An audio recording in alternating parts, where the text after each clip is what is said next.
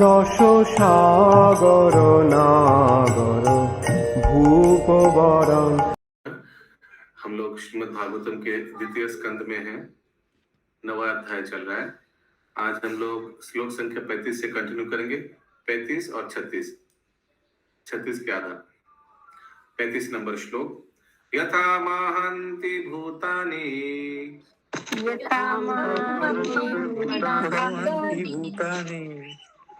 भूतेषु च वचेष्वनु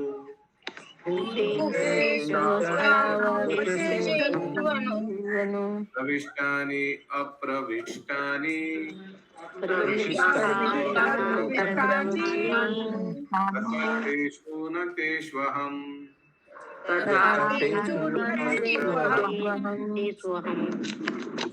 सुषमा जायसवाल माता जी।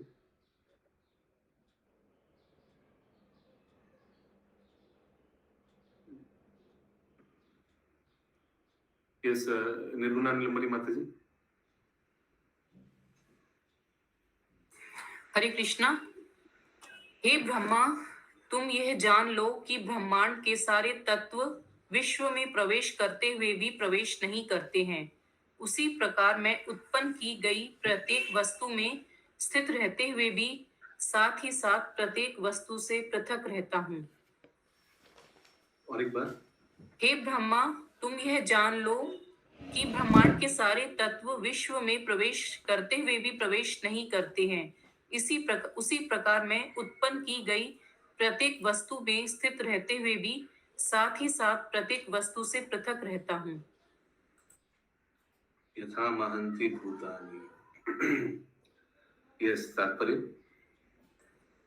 तात्पर्य भौतिक सृष्टि के महान तत्व अर्थात क्षिति, जल, पावक, समीर तथा गगन, समस्त प्रकट वस्तुओं, चाहे समुद्र हो या पर्वत अथवा जलचर, पौधे, सरीसृप, पक्षी, पशु, मनुष्य, देवता अथवा जिनका भी अस्तित्व है, उनके शरीर में प्रवेश करते हैं, किंतु साथ ही साथ वे उनसे पृथक भी स्थित रहते हैं। चेतना के विकसित होने पर मनुष्य शरीर क्रिया तथा भौतिक विज्ञान का अध्ययन कर सकता है, किंतु ऐसे विज्ञानों के मूल सिद्धांत भौतिक तत्वों के अतिरिक्त कुछ भी नहीं है। चाहे मनुष्य का शरीर हो या पर्वत हो, चाहे ब्रह्मा समेत देवताओं का शरीर हो, वे सभी एक से तत्वों क्षिति, जल इत्यादि से बने और उसी के साथ ही ये तत्व शरीर से बाहर भी हैं। पहले तत्वों की उत्पत्ति हुई, अतः वे शरीर में बाद में। तो एक तो है कि ये जितना शरीर है ये पंच तत्व से बना हुआ है, पर प्लस हम लोग बाहर जितना भी वस्तुएं देख रहे हैं सभी वस्तु पंच तत्व से बना हुआ है ना अशोक प्रभु? यस, आगे। हरे कृष्णा प्रभु जी। हरे कृष्णा। हाँ प्रभु जी, देवता लोग का शरीर का किससे गठित हुआ? पंच तत्व से बना हुआ है, लेकिन पृथ्वी, जल, अग्नि, वायु, आकाश वो सब सटल से। समझ में आया? यस यस प्रभु जी। सूक्ष्म तत्व से। हर एक चीज सूक्ष्म नहीं है पंच तत्व में।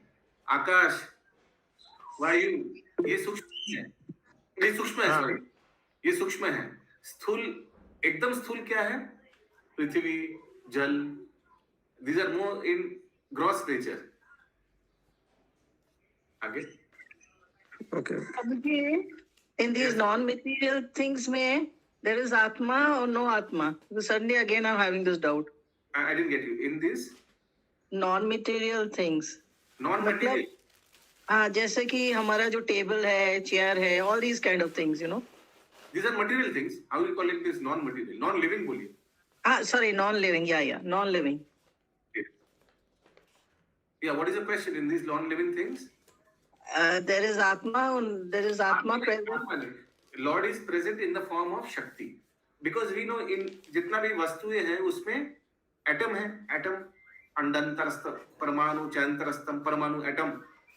So in atom there is nucleus, proton, electron. We know all this, ना? Science में हम लोग पढ़े हैं क्लास में. Yes. So The nucleus is the energy. So Supreme Lord manifests as the energy in every atom. Acha. Okay. Yeah. Supreme Lord manifests himself as energy in the form of energy in every atom. Yeah. Yeah. उस हिसाब से भगवान हर एक वस्तुएं में है, हर एक व्यक्ति में परमात्मा रूप में है, हृदय में. Yes. अच्छा. Continue, yes. Okay. चेतना के विकसित होने पर मनुष्य शरीर क्रिया तथा भौतिक विज्ञान का अध्ययन कर सकता है, किंतु ऐसे विज्ञानों के मूल सिद्धांत भौतिक तत्वों के अतिरिक्त कुछ भी नहीं है. फिर से important statement. हाँ. चेतना के विकसित होने पर मनुष्य शरीर क्रिया तथा भौतिक विज्ञान का अध्ययन कर सकता है, किंतु ऐसे विज्ञानों के मूल सिद्धांत भौतिक तत्वों के अतिरिक्त कुछ भी नहीं है. चाहे मनुष्य का शरीर हो या पर्वत हो, चाहे ब्रह्मा समेत देवताओं का शरीर हो, वे सभी एक से तत्वों क्षिति जल इत्यादि से बने और उसी के साथ ही ये तत्व शरीर से बाहर भी हैं. पहले तत्वों की उत्पत्ति हुई, अतः वे शरीर में बाद में प्रविष्ट हुए, किंतु दोनों ही दशाओं में वे विश्व में प्रविष्ट हुए और नहीं भी प्रविष्ट हुए. इसी प्रकार फिर से ये स्टेटमेंट. पहले तत्वों की उत्पत्ति हुई, अतः वे शरीर में बाद में प्रविष्ट हुए, किंतु दोनों ही दशाओं में वे विश्व में प्रविष्ट हुए और नहीं भी प्रविष्ट हुए. नहीं भी प्रविष्ट हुए क्यों? प्रविष्ट तो हुए. The elements were first created and therefore they entered into the bodily construction. यानी हम लोग का शरीर जो है ये पंच तत्वों से बना हुआ है. But in both circumstances, they entered the cosmos and also did not enter. Hare Krishna. Did not enter कैसे? किसी कोई हिरण्मय गौरंग प्रभु? प्रभु जी मेरा तो थोड़ा आवाज खूब कम आ रहा है, तो अरे ये सब समय में आवाज कम आने से नहीं चलेगा. हाँ, तो ये क्यों क्या हो गया, कभी कभी डाउन हो जाता है, पता नहीं. Okay, okay. तो यहाँ वो जो चीज और एक बार बोले. Okay. ठीक है, आगे पढ़ते देखते हैं, क्लैरिटी आते हैं. Prabhu, the duality concept. ये तो एक्सप्लेन डुअलिटी कॉन्सेप्ट बोल के छोड़ना जैसे चाहिए. कृष्णा यस मना करोगे बात है. भगवत गीता में जैसे भगवान बोलते हैं ना, मैं सब वस्तु में हूँ और नहीं भी हूँ, हाँ. इसी तरह से यहाँ भी बोला जा रहा है कि भौतिक तत्व जो है वो है भी और नहीं भी है. नहीं तो अलग चीज हो गया. है और नहीं है भगवान जब बताते मीन्स भगवान वृंदावन में, गोलोक वृंदावन में अवस्थान है. लेकिन भगवान हम लोग के हृदय में भी परमात्मा रूप में है, वस्तु और वस्तुएं में शक्ति रूप में है. वो उस सेंस में यहाँ बोला जा रहा है कि ये पंच तत्व प्रविष्ट होते हैं, जितना भी वस्तुएं हैं और जितना भी व्यक्ति में शरीर जो है पंच तत्व से ही बना हुआ है. फिर से वो लाइन पढ़िए प्रथम. हरे कृष्णा प्रभु जी अनुवाद में तो लिखा हुआ है, उसी प्रकार में उत्पन्न की गई प्रत्येक वस्तु में स्थित रहते हुए भी प्रत्येक वस्तु से पृथक रहता हूँ. वो तो भगवान बता रहे हैं अपने बारे में. उसके आगे अनुवाद में लिखा गया है बस पंच तत्व. हरे कृष्णा प्रभु जी, हरे कृष्णा. समझ में थोड़ा आया है कि हाँ, जे वो पंचभूत जो है, पंचभूत है वो उससे हर जीव का शरीर भी गठन होता है, उसका बाद भी वो लोग इंडिपेंडेंट भी है. पंचभूत अलग से भी है और शरीर गठन करता है. यही बात बोल रहा है. नहीं, यहाँ कॉस्मोस लिखा है, एंटर्ड इन द कॉस्मोस, पर ये लाइन हाँ, कॉस्मोस में है तो वो फ्री है, वो फ्री जो एलिमेंट है कॉस्मोस में नहीं भी है. पर ये पर लाइन निर्मला निलंबरी माता जी. हाँ प्रभु, पहले तत्वों की उत्पत्ति हुई, अतः वे शरीर में बाद में प्रविष्ट हुए, किंतु दोनों ही दशाओं में वे विश्व में प्रविष्ट हुए और नहीं भी प्रविष्ट हुए. विश्व में प्रविष्ट हुए और नहीं भी हुए. ठीक है, आगे पढ़ते हैं. आत्मा के बारे में तो नहीं बोल रहा है जो उत्पत्ति हुई. पंचभूत के बारे में, पृथ्वी जल अग्नि वायु आकाश, इसके बारे में. प्रभु ऐसा भी इसका मतलब ये भी समझ सकते हैं कि जैसे हम लोग का शरीर पंचभूत में से बना, ठीक है, उसके बाद में जब हम लोग शरीर छोड़ते हैं तो फिर वो वैसे ही विश्व में मिल जाते हैं. अच्छा ठीक है, देखते आगे प्रभुपाद जी और क्या बताते हैं. यस. इसी प्रकार परमेश्वर अपनी विभिन्न शक्तियों अंतरंगा तथा बहिरंगा सहित इस ब्रह्मांड की प्रत्येक वस्तु के भीतर स्थित है और उसी के साथ साथ वे प्रत्येक वस्तु के बाहर वैकुंठ लोक में स्थित रहते हैं। जैसा कि पहले कहा जा चुका है, ब्रह्म संहिता 5.37 में इसका वर्णन अति सुंदर ढंग से इस प्रकार मिलता है। आनंद चिन्मय रस प्रतिभाविताभिस्तार्भिय एव निज रूपतया कलाभि गोलोक एव निवसत किलात्म भूतो गोविंदमादि पुरुषम तमहं भजामि। मैं उन आदि श्री भगवान गोविंद की पूजा करता हूँ जो अपनी सच्चिदानंद रूप अंतरंगा शक्ति के विस्तार से स्व तथा अंशों का सुख उठाते हैं और साथ ही वे सृष्टि के कण कण में भी व्यापक रहते हैं। उसी ब्रह्म संहिता 5.35 में उनके अंशों के इस विस्तार का और भी ठीक तरह से वर्णन हुआ है। यथा एको अपयसो रचयितुं जगदण्ड कोटिं यच्छतिरस्ति जगदण्ड चया यदन्तः अण्डार्थस्थ परमाणु चयन्तरस्थं गोविंदमादि पुरुषं तमहं भजामि। मैं उन आदि श्री भगवान गोविंद की पूजा करता हूँ जो अपने एक अंश के द्वारा प्रत्येक ब्रह्मांड तथा प्रत्येक परमाणु में प्रविष्ट होते हैं और इस प्रकार समग्र सृष्टि भर में अपनी अनंत शक्ति का असीम प्रकाटय करते हैं। कंटिन्यू प्रभु। ना कोई सिंपल है, ये तो सिंपल है। निर्विशेषवादी कल्पना कर सकते हैं और चाहे तो देख सकते हैं कि पर ब्रह्म सर्वव्यापी है। इस प्रकार वे इस निष्कर्ष पर पहुंच जाते हैं कि उनके साकार होने की कोई संभावना नहीं है। यही भगवान के दिव्य ज्ञान का रहस्य है। यह रहस्य भगवान का दिव्य प्रेम है और जो भी भगवान के ऐसे दिव्य प्रेम से पूरित होता है वही प्रत्येक परमाणु तथा जड़ एवं चेतन पदार्थ में भगवान के दर्शन कर सकता है। साथ ही वे भगवान को उनके धाम गोलोक में अपने नित्य पार्षदों के साथ जो उनके ही विस्तार है नित्य लीला करते देख सकता है। यही दृष्टि आध्यात्मिक ज्ञान का वास्तविक रहस्य है। जैसा कि भगवान ने प्रारंभ में कहा है, सह रहस्यम तदगम च, यह रहस्य परमेश्वर के ज्ञान का परम गुह्य भाग है और इसी चिंतक बौद्धिक व्यायाम द्वारा कभी भी प्राप्त नहीं कर सकते। यह रहस्य ब्रह्म संहिता 5.38 में ब्रह्मा जी द्वारा बताई निम्नलिखित विधि से प्रकाश में आता है। हरे कृष्णा। तो क्या सा रहस्य के बाद बताया जा रहा है यहाँ कि भगवान परमाणु में है, आत्मा में है और सर्वस्व में है, एवरीवेयर। और इसके बाद भगवान ओरिजिनल फॉर्म में अपना नित्य धाम गोलोक वृंदावन में भी है। ये सिर्फ हम लोग भक्ति में आने के बाद ही जान सकते हैं ना।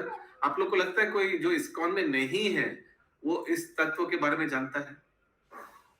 भक्ति में जो नहीं, आई डोंट थिंक सो। नहीं जानता है। हम लोग पहले खुद ही नहीं जानते थे। Yes yes. हाँ प्रभु जी, हम लोग नहीं जानते थे पहले। यस, आगे। प्रेमाञ्जनुच्युत रक्ति भक्ति विलोचनेन सदैव हृदेषु विलोकयन्ति यं श्याम सुन्दरमचिन्त्य गुणस्वरूपं गोविन्दमादि पुरुषं तमहं भजामि। मैं उन आदि श्री भगवान गोविंद की पूजा करता हूँ जिनका दर्शन शुद्ध भक्त अपनी आंखों में भगवत प्रेम रूपी अंजन लगाकर सदैव अपने हृदयों के भीतर करते हैं। यह गोविंद समस्त दिव्य गुणों से पूर्ण श्याम सुंदर स्वरूप है। अतः पूर्ण पुरुषोत्तम भगवान प्रत्येक परमाणु में स्थित होकर भी शुष्क चिंतकों के लिए अदृश्य बने रहते हैं, तो भी शुद्ध भक्तों के नेत्रों के समक्ष सारा रहस्य खुल जाता है, क्योंकि उनमें प्रेमांजन जो लगा रहता है। यह भगवत प्रेम भगवान की प्रेमा भक्ति की साधना से ही प्राप्त हो सकता है और किसी तरह नहीं। भक्त की दृष्टि सामान्य नहीं होती, वह भक्तिमय सेवा के द्वारा परिष्कृत हो जाती है। दूसरे शब्दों में जिस प्रकार ब्रह्मांड के सारे तत्व बाहर तथा भीतर हैं, उसी तरह भगवान के नाम, रूप, गुण, लीलाएं, पार्षद आदि जिस तरह उनका शास्त्रों में वर्णन है या भौतिक संसार से परे वे वैकुंठ लोक में दिखते हैं, ये सभी भक्त के हृदय में उसी प्रकार दिखते हैं जैसे टेलीविजन में वस्तुएं दिखती हैं। अल्प ज्ञानी पुरुष इसे नहीं समझ पाता, यद्यपि वह भौतिक विज्ञान के अंतर्गत टेलीविजन के द्वारा दूर दूर की वस्तुएं देख सकता है। वस्तुतः आध्यात्मिक दृष्टि से उन्नत हुआ व्यक्ति अपने हृदय में भगवान के धाम का टेलीविजन प्रतिबिंब सदैव प्राप्त कर सकता है। भगवान के ज्ञान का यही रहस्य है। हरे कृष्णा। तो जो भक्त हैं, जो भगवान के सेवा में लगे हुए हैं, वो देख सकते हैं कि भगवान कैसे भगवान अपने गोलोक वृंदावन में विराजमान है। और हर एक व्यक्ति उनकी खुद के हृदय में भी भगवान परमात्मा रूप में है। हम लोग को भी बीच बीच में अनुभूति करना चाहिए। हम यहाँ हैं और हम इस रूम में कोई नहीं है और हम हैं और भगवान है हमारे हृदय में। ऐसे हम लोग अनुभूति करना चाहिए। आप लोग करते हैं ऐसे अनुभूति? हम यहाँ हैं और भगवान है हमारे साथ। अनुभूति होता है? हरि बोल। वेरी नाइस अशोक प्रभु। यस, आगे। भगवान प्रत्येक प्राणी को इस संसार मैं आपको बताया था ना, एक श्रील प्रभुपाद के एक तात्पर्य में ऐसे लिखा हुआ है, आई डोंट नो, आप लोग भी सुना होगा कि मैं जंगल के सबसे घने अंधकार स्थान में हो सकता हूं, लेकिन मुझे डर नहीं है क्योंकि मैं अकेला नहीं हूं, मेरे साथ भगवान है परमात्मा रूप में। आप लोग सुने हैं ये तात्पर्य में आता है ये एक बार, आई डोंट नो कहाँ, ये भागवतम या कहीं। हरे कृष्ण प्रभु जी। यस प्रभु जी, हम लोग का डर है, भय उड़ा दिया है। हम लोग कहीं भी अकेले ही रूम में रहते हैं, फिर भी डर नहीं लगता है। वहां से सब कोई चला या एक पूरा रूम है, उसमें अकेले रहते थे, एकदम डर भय कुछ नहीं लगता है, कुछ नहीं। पहले लगता था, अब तो देखते हैं कि भगवान श्री कृष्ण खड़ा है, श्री कृष्ण साथ में है। एब्सोल्युटली। हाँ। हरे कृष्ण प्रभु जी, जो टेलीविजन वाला यहाँ पर बताया गया दृश्य, वो तो सुबह में जब चैतन्य चरितामृत में प्रभु जी सब लीलाएं ना, जैसे लगता है कि हम लोग देख रहे हैं, बहुत बहुत अच्छा लगता है। जैसे लगता है कि मैंने देखा हुआ चीज, ऐसा लगता है कि बहुत अच्छा लग रहा है। हरे कृष्ण प्रभु जी, दंडवत प्रणाम। हरे कृष्ण, दंडवत प्रणाम मंजू माता जी। यस, आगे। भगवान प्रत्येक प्राणी को इस संसार के बंधन से मुक्ति दिला सकते हैं, किंतु विरले ही वे भगवत प्रेम का अधिकार प्रदान करते हैं, जिसकी पुष्टि नारद ने भी की है। मुक्तिम दधाति करहिचितस्मना भक्ति योगम। भगवान की यह दिव्य भक्ति इतनी अद्भुत है कि सुपात्र भक्त परम सत्य से ध्यान हटाए बिना मनो अनुकूल शारीरिक कार्य में तल्लीन रहता है। इस प्रकार भक्त के हृदय में भगवत प्रेम का उदय एक महान रहस्य है। ब्रह्मा जी पहले ही नारद से कह चुके हैं कि भगवान की दिव्य भक्ति में लीन रहने की सेंटेंस थोड़ा पढ़िए ना फिर से, सेकंड सेंटेंस, इस पैराग्राफ का सेकंड सेंटेंस, जिसकी पुष्टि नारद ने भी की है। मुक्तिम दधाति करहिचित स्मना भक्ति योगम। भगवान की यह दिव्य भक्ति इतनी अद्भुत है कि सुपात्र भक्त परम सत्य से ध्यान हटाए बिना मनो अनुकूल शारीरिक कार्य में तल्लीन रहता है। एक second. So wonderful that the occupation keeps the deserving devotee always wrapped in psychological activities without deviation from the absolute touch. ये इतना अद्भुत है कि व्यक्ति कोई भी कुछ काम कर रहा है, जो भक्त है, गाड़ी चला रहा है, कुकिंग कर रहा है, लेकिन भगवान को दर्शन कर सकता है, स्मरण कर सकता है। या आगे। इस प्रकार भक्त के हृदय में भगवत प्रेम का उदय एक महान रहस्य है। ब्रह्मा जी पहले ही नारद से कह चुके हैं कि भगवान की दिव्य भक्ति में लीन रहने के कारण उनकी इच्छाएं कभी भी अतृप्त नहीं रहती, ना ही उनके मन में भक्ति के अतिरिक्त अन्य कोई इच्छा रहती है। भक्ति योग की यही सुंदरता है तथा यही रहस्य है। जिस प्रकार अच्युत होने के कारण उनकी इच्छा अचूक है, उसी प्रकार दिव्य भक्ति में लगे भक्तों की इच्छाएं भी अच्युत हैं। जिस प्रकार अच्युत होने के कारण उनकी इच्छा अचूक है, उसी प्रकार दिव्य भक्ति में लगे भक्तों की इच्छाएं भी अच्युत है। तो भगवान अच्युत है, यानी भगवान इनफैलिबल, भगवान का जो इच्छा है वो अच्युत है। भगवान को जी इच्छा करेगा वो करके ही रहेगा भगवान। वैसे ही भक्तों का भी जो इच्छा है, डिजायर है, वो होके ही रहेगा, वो भी अच्युत है। आगे। किंतु जिससे भक्ति के रहस्य का ज्ञान नहीं, ऐसे अज्ञानी के लिए यह समझ पाना कठिन है कि जिस प्रकार की बारस पत्थर की शक्ति को समझ पाना। पारस पत्थर अत्यंत विरल है, उसी प्रकार भगवान का शुद्ध भक्त भी लाखों मुक्त पुरुषों में विरले ही पाया जाता है। हरे कृष्ण। हरे कृष्ण प्रभु। हिज होलीनेस रोमापाद महाराज का एक प्रवचन सुन रहा था, वहां बता रहे थे कि कितना दुर्लभ है ये कृष्ण भक्ति, और प्रत्येक भक्त जो इस इस्कॉन में है उन लोग एकदम रेयर जेम्स है, रेयर, बहुत दुर्लभ है। जो जो इस लाइन में आया है और जो जो टिका हुआ है वो तो और दुर्लभ है, क्योंकि आया तो बहुत, गया भी बहुत, टिका हुआ है बहुत दुर्लभ है। यस, हरे कृष्ण प्रभु। এখানে বলেছে যে তেমনি ভগৎ ভক্তের ভগবানকে সেবা করার অপ্রাকৃত বাসনা অচ্যুত, এটা একটু বুঝিয়ে বলবেন। মানে ঠিক ওটা হয়েই যাবে, যদি অপ্রাকৃত বাসনা, যদি কোনো কারোর সেবার ইচ্ছা থাকে, ওটা 100% একদিন ফুলফিল হবেই হবে। আপনারা নিজেদের এক্সাম্পল দেখতে পারেন, অনেক ভক্তরা অনেক কিছু চেয়েছিলেন, ইস কি সুন্দর এরা সবাই বসে অ্যালবার্ট মন্দিরে মালা সেবা করছে, হে ভগবান আমি একদিন করতে পারবো, আর সত্যি এরকম হয়। ইস আমি খুব ভালো চিলি পনির বানাতে পারি, একদিন ভগবানকে গোবিন্দকে গোবিন্দের কিচেনে চিলি পনির বানিয়ে খাওয়াবো, 100% হবে একদিন, এরকম হয়েছে, সবার হয়, আপনাদেরও অনেকের মধ্যে হয়েছে, আই এম শিওর। ইয়েস, ঠিক আছে প্রভু, হরে কৃষ্ণ। অপ্রাকৃত বাসনা মানে এটা তো সবাই কেউ মাইকে বলে বেড়ায় না, হৃদয়ের মধ্যে একটা অপ্রাকৃত হয়ে থাকে, আর ঠিক একদিন দেখে আরে সত্যি সত্যি পেয়ে গেলাম। आगे। कोटि अशवपि महामुने, ज्ञान के द्वारा जितनी भी सिद्धियां प्राप्त की जा सकती हैं, उनमें से भक्ति में योग सिद्धि सर्वोच्च और सर्वाधिक गुह्य सिद्धि है। यहाँ तक कि योगाभ्यास से प्राप्त होने वाली अष्ट सिद्धियों में से भी अधिक गुप्त। अतः भगवान ने भगवत गीता 18.64 में अर्जुन को इस भक्ति योग का उपदेश दिया है। सर्व गुह्यतमम भूय शृणु में परमम वचः, भगवत गीता में सब गोपनीयों में भी गोपनीय मेरे परम सार वचन को फिर से सुन। इसी वचन की पुष्टि ब्रह्मा जी द्वारा नारद को कहे गए शब्दों से होती है। इदं भागवतम नाम यन्मे भगवतोदितं संग्रहो अयम विभूति नाम तव में अद्वित पूली कुरु।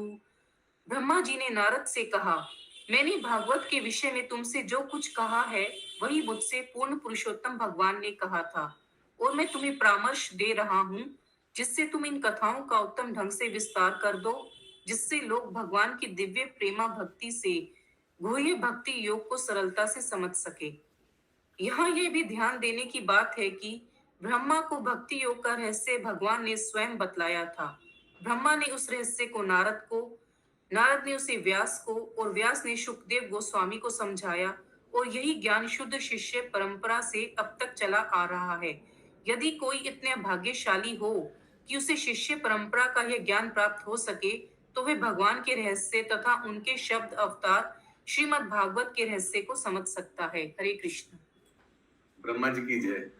ब्रह्मा जी आज्ञाकारी था, जैसे जैसे उनको आज्ञा मिला वैसे वैसे वो कर किया, उसीलिए आज हम लोग को इस ज्ञान को मिला।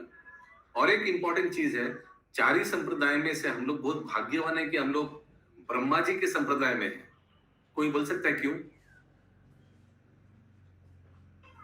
बहुत ब्रह्मा जी को ज्ञान दिए थे 4 श्लोक में भगवान। ओके, ठीक है, हम लोग क्यों ब्रह्मा जी के संप्रदाय में है तो हम लोग बहुत भाग्यवान है, क्यों? यस, निर्गुणा लंबरी माता जी। क्योंकि प्रभु जी डायरेक्ट ब्रह्मा जी को दिया था ये ज्ञान, और ब्रह्मा जी से ही ये परंपरा चलते हुए, मतलब ये रुद्र जी को भी दिया था, श्री जी को भी दिया था। नहीं, ब्रह्मा जी से ही ये परंपरा चलते हुए ये चैतन्य महाप्रभु से कनेक्ट हुई, तो उसी में हम हैं, रूपानुरूप में। करेक्ट, क्योंकि इसी संप्रदाय में चैतन्य महाप्रभु आए। रुद्र संप्रदाय में तो, रुद्र संप्रदाय या श्री संप्रदाय में तो नहीं आए गौरांग महाप्रभु, है ना? और गौरांग महाप्रभु क्योंकि इस संप्रदाय में आए, तो संगनी श्याम प्रिया माता जी, हम लोग क्यों भाग्यवान हो गए? प्रभु जी वही बोलना चाह रही थी, भगवान ने डायरेक्ट ब्रह्मा जी को दिया था, उसके बाद फिर शिव जी को मिला। नहीं, उसके बाद नहीं, भगवान ने ब्रह्मा जी को भी दिया, शिव जी को भी दिया, उसके बाद क्यों बोल रहे हैं? ये चारों को दिया, चारों से चार संप्रदाय एक संग दिए थे चारों को। एक संग नहीं, बल्कि कब दिया मालूम नहीं, दिया। फर्स्ट ब्रह्मा जी को दिए थे ना? नहीं, कहाँ लिखा है फर्स्ट ब्रह्मा जी को लिखा है? वेयर ये आप अपना information, where is it written? जब पहले सबसे पहले ब्रह्मा जी को दिया था? नहीं दिया है, ब्रह्मा जी को भी दिया है, शिव जी को भी दिया है, रुद्र जी को, सॉरी लक्ष्मी जी को भी दिया है, उससे श्री संप्रदाय हुआ है, चतुष कुमार को भी दिया है। लेकिन क्योंकि हम लोग ब्रह्म संप्रदाय में हैं, हम लोग की परंपरा में गौरांग महाप्रभु है ना ऊपर, हाँ? और गौरांग महाप्रभु है, इसीलिए हम लोग को राधा तत्व, कृष्ण प्रेम तत्व ये पता है, जो दूसरे संप्रदाय में थोड़ा दुर्लभ है, थोड़ा नहीं पूरा ही दुर्लभ है। समझ में आ रहा है सबको? यस आगे यस सर्वस कृष्ण माता जी। हरे कृष्णा प्रभु जी, हम लोगों को प्रभुपाद जोड़ दिए ना प्रभु जी, इस परंपरा से हम लोगों को हरि बोल। हम लोग जोड़ ही नहीं पाते प्रभु जी। हरि बोल। इस परंपरा में प्रभुपाद भी आते हैं।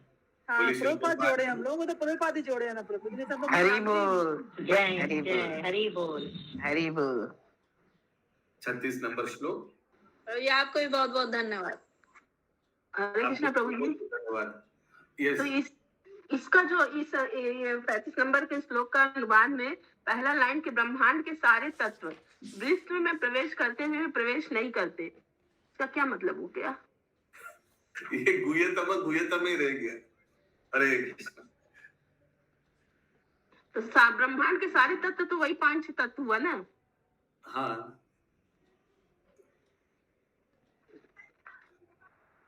उसीलिए दिया है ना, इदम ते गुह्यतम, इस श्लोक में दिया हुआ है। एक्चुअली इसका उत्तर पहला 3 सेंटेंस में ही दिया हुआ है तात्पर्य का, वो हम लोग ध्यान से पढ़ा नहीं, मैं इसको खिलाने में व्यस्त हूँ। The great elements of material creation, namely are for this, all enter into the body of all manifested entities, the sea, mountain, aquatics, plant. And at the same time, such elements are differentially situated. In the developed stage of consciousness, the human being can study both psychological and physical science. But the basic principle of such science are not but the material elements are nothing and nothing more. The body of the human being and the body of mountain and also the bodies of demigods, including Brahma, are all the same ingredients. And at the same time, the elements are beyond the body. The elements were created first and therefore they entered into the bodily construction later. But in both circumstances, they entered the cosmos and also did not enter. ये तो समझ नहीं आ रहा है। प्रभु जी इसका मतलब ये हुआ कि ये जो 5 तत्व है इससे शरीर बनता भी है और अलग से भी रहता है, ये सब भी क्षितिज जल पावक वो तो समझ में आ गया, शरीर बनता है और रहता भी है अलग से, मगर दोनों ही तो ब्रह्मांड में ही है ना। अनुवाद में बोला गया ब्रह्मांड में प्रवेश भी करता है और नहीं भी करता है, नहीं भी करता है। एनीवेज 36 नंबर श्लोक। एतावदेव हरे कृष्णा प्रभु जी। यस प्रभु जी प्रवेश करता है नहीं भी करता है, जैसे भगवान के बारे में बोला गया, भगवान जगत में है और ये जड़ जगत में भी है। हाँ वो समझ गया। हाँ लेकिन भौतिक कॉस्मोस में हम लोग नहीं है ना, कॉस्मोस में ये जो बॉडी हम लोग का पंचभूत से गढ़ा है, तो हम लोग कॉस्मोस में नहीं है लेकिन इधर है। तो भगवान का जो स्थिति है उसको हरि बोल। अनुवाद में लिखा है ब्रह्मांड में प्रवेश करता है और नहीं भी करता है।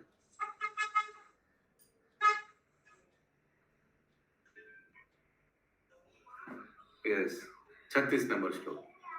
एतावदेव जिज्ञास्वम्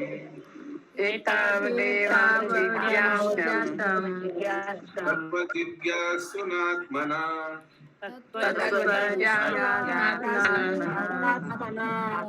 अन्वाय व्यातिरेक्याभ्यम्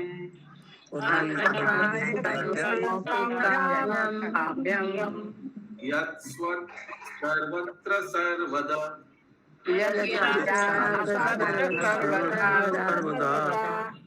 आप लोग आकाश मत हो जाइएगा, इतना बड़ा श्रीमद् भागवतम है, 1-2 लाइन 1-2 श्लोक अगर उसका कुछ पार्ट अगर समझ नहीं पाए तो हाय हाय क्या हो गया, कुछ समझ नहीं आया, ऐसा मत करिए। बाकी तो सब समझ में आ रहा है, 1-2 क्या करे, अभी हमारा क्षमता बहुत लिमिटेड है। यस आगे। हरे कृष्ण प्रभु जी, 1 सेकंड। हाँ बोलिए। जो चीज बोला गया है ना, तो ये कॉस्मोस में महाभूत है, जो पंच महाभूत, ये सृष्टि का अंदर प्रवेश करता है और प्रवेश भी करता नहीं। क्यों ना? ये पंच महाभूत सृष्टि का अंदर जब प्रवेश करता है तो सब जीव जंतु सृष्टि होते हैं, और जो बाहर है वो फ्री एलिमेंट जो है वो बाहर भी है, कॉस्मोस में है। यही बात बोल रहा है। ठीक है, शरीर के अंदर में भी है, शरीर के बाहर में भी है। Actually, in translation, it is given, "Oh Brahma, please know that the universal elements enter into the cosmos, and at the same time, do not enter into the cosmos." Problem है, do not enter into the cosmos में। और free है, जब इधर आ गया तो body सब तैयारी, मैंने सृष्टि क्या है, लेकिन जो फ्री है वो कॉस्मोस में है, वो वही चीज ही आएगा। बाद में आप थोड़ा सोचेंगे, यही चीज आएगा। तात्पर्य अनुवाद। जो व्यक्ति परम सत्य रूप श्री भगवान की खोज में लगा हो, उसे चाहिए कि वे समस्त परिस्थितियों में सर्वत्र और सर्वथा प्रत्यक्ष तथा अप्रत्यक्ष दोनों ही प्रकार से इसकी खोज करे। और एक बार माता जी। जो व्यक्ति परम सत्य रूप श्री भगवान की खोज में लगा हो, उसे चाहिए कि वह समस्त परिस्थितियों में सर्वत्र और सर्वदा प्रत्यक्ष तथा अप्रत्यक्ष दोनों ही प्रकार से इसकी खोज करे। इसकी यानी भगवान की खोज करे, हमेशा हर एक परिस्थिति में, हर एक समय में भगवान की खोज करे, भगवान के बारे में जानने का विषय अभिलाष रखे, और जानना है भगवान के बारे में, क्योंकि भगवान का ज्ञान असीम है, भगवत ज्ञान। तात्पर्य, जैसा कि पिछले श्लोक में कहा गया है, भक्ति योग के रहस्य को जान लेना ही जिज्ञासु के लिए समस्त जिज्ञासाओं की परम अवस्था या उनका परम लक्ष्य है। प्रत्येक व्यक्ति भिन्न भिन्न ढंग से आत्म साक्षात्कार की खोज में लगा हुआ है, चाहे वह कर्म योग से हो, ज्ञान योग से हो, या कि ध्यान योग या राजयोग से हो, अथवा भक्ति योग से हो। प्रत्येक चेतना युक्त जीवात्मा का कर्तव्य है कि आत्म साक्षात्कार में प्रवृत्त हो।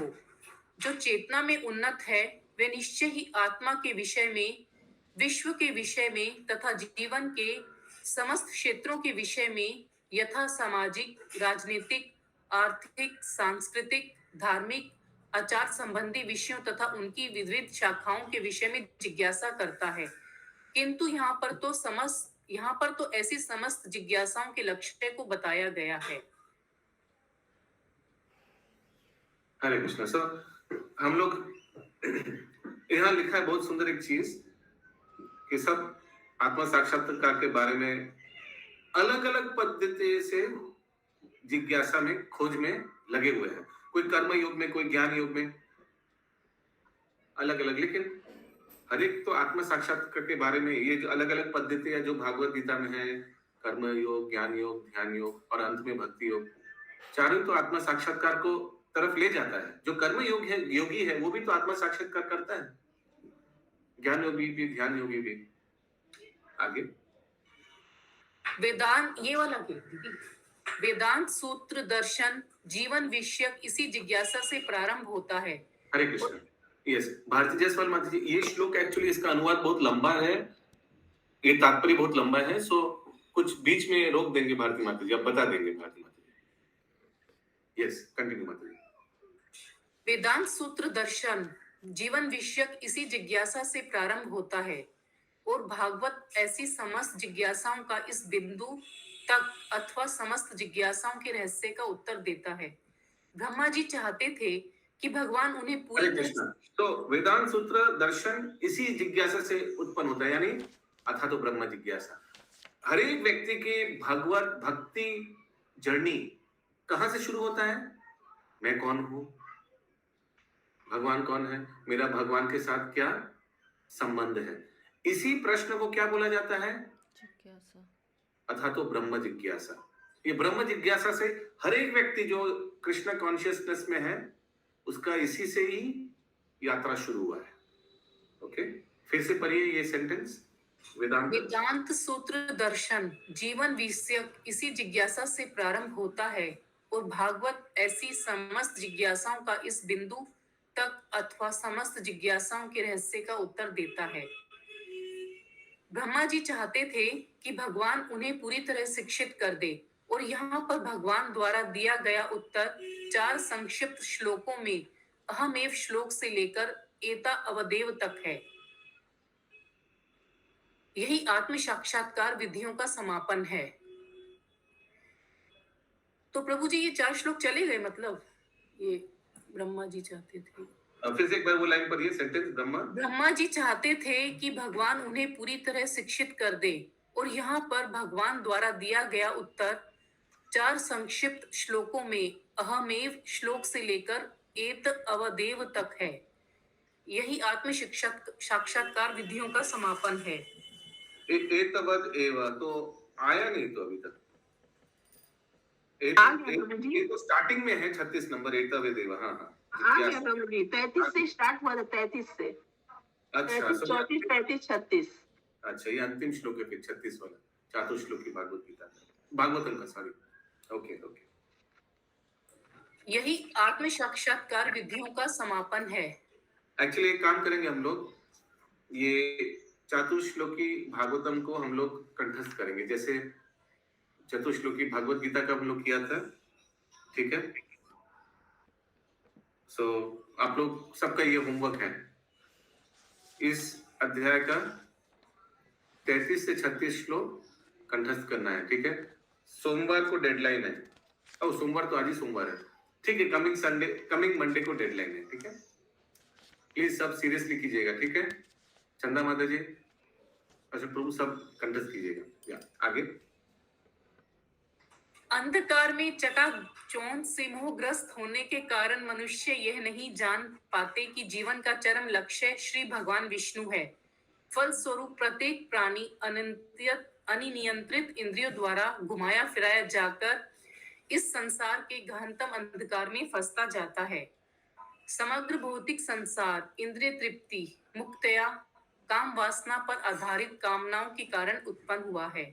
फलस्वरूप ज्ञान की समस्त प्रगति के बावजूद समस्त जीवों का अंतिम लक्ष्य इंद्रिय तृप्ति ही रहता है, किंतु यहाँ पर वास्तविक जीवन लक्ष्य बताया गया है, जिसे भक्ति योग के ज्ञान में दक्ष प्रामाणिक गुरु या जीवित भागवत जीवन के जीवंत पुरुष समक्ष जिज्ञासा करके जानना चाहिए।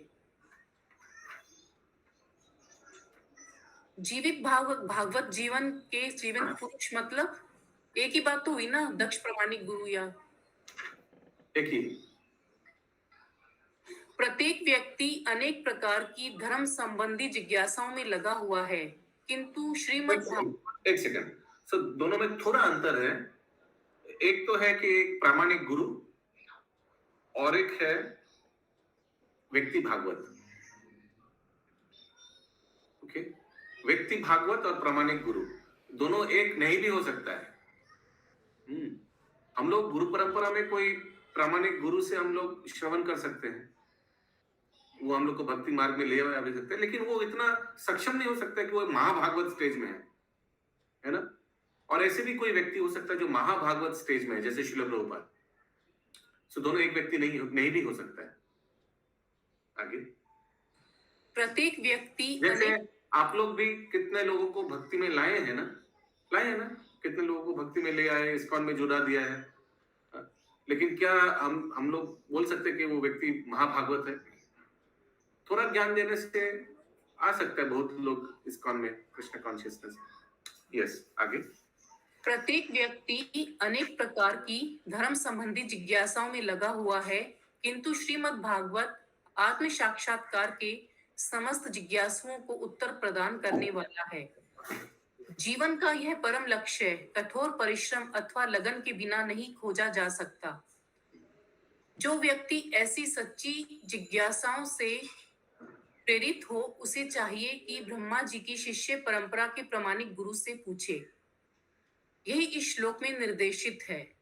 चूंकि भगवान ने इस रहस्य को ब्रह्मा जी के समक्ष प्रकट किया था, अतः आत्म साक्षात्कार संबंधी सारी जिज्ञासाएं ऐसे गुरु के समक्ष प्रकट की जानी चाहिए जो शिष्य परंपरा से मान्य भगवान का सीधा प्रतिनिधि हो। ऐसा प्रामाणिक गुरु शास्त्रों के प्रमाण के आधार पर प्रत्यक्ष तथा अप्रत्यक्ष रूप से सारी बात को स्पष्ट करने में समर्थ होता है। यद्यपि प्रत्येक व्यक्ति को छूट है कि वह इस संबंध में शास्त्रों का अवलोकन करे, किंतु फिर भी उसे प्रामाणिक गुरु के पथ प्रदर्शन की आवश्यकता पड़ती है। इस श्लोक में यही आदेश है। प्रामाणिक गुरु भगवान का सबसे अधिक विश्वास पात्र प्रतिनिधि होता है। अतः मनुष्य को चाहिए कि गुरु से उसी भाव से आदेश प्राप्त करे जिस प्रकार ब्रह्मा जी ने भगवान श्री कृष्ण से प्राप्त किया था। उस शिष्य परंपरा में प्रामाणिक गुरु कभी भी अपने को भगवान नहीं कहता। यद्यपि ऐसा गुरु भगवान से भी बड़ा होता है, क्योंकि वह अपने व्यक्तिगत अनुभव से भगवान को दूसरों को सौंप सकता है। भगवान को ओके, हरे कृष्णा। तो गलत मत समझिएगा। तो इस हिसाब से भगवान से बड़ा हो सकता है कि भगवान जो नहीं दे सकता वो गुरु दे सकता है। भगवान कभी किसी को हाथ पे पकड़ के भक्त नहीं बना सकता है, खींच के। कोई ऐसा नहीं करेगा कभी भगवान, लेकिन वो गुरुदेव कर सकता है। उस हिसाब से गुरुदेव भगवान से बड़ा है, ठीक है, उस एंगल से। आगे, भगवान को केवल शिक्षा या उर्वर मस्तिष्क के द्वारा प्राप्त नहीं किया जा सकता, किंतु प्रामाणिक गुरु के पारदर्शी माध्यम से जिज्ञासु को उसकी प्राप्ति हो सकती है। शास्त्रों में इसके सीधे निर्देश प्राप्त हैं, किंतु जीवात्माएं अंधकार में चकाचौंध के द्वारा मोहग्रस्त होने के कारण अंधी होने से शास्त्रों के सत्य को खोज पाने में अक्षम रहती है। उदाहरणार्थ, भगवत गीता में सारा आदेश भगवान श्री कृष्ण की ओर लक्षित है, किंतु ब्रह्मा जी की परंपरा में प्रामाणिक गुरु के अभाव में अथवा अर्जुन जैसे प्रत्यक्ष श्रोता के अभाव में अनेक अवैध पुरुष अपनी सनकों की तुष्टि के लिए इस दिव्य ज्ञान को तोड़ मरोड़ कर प्रस्तुत करते हैं। निस्संदेह पर व्योम के क्षितिज में भगवत गीता से प्रभु जी, ब्रह्मा जी की परंपरा में प्रामाणिक गुरु के अभाव में मतलब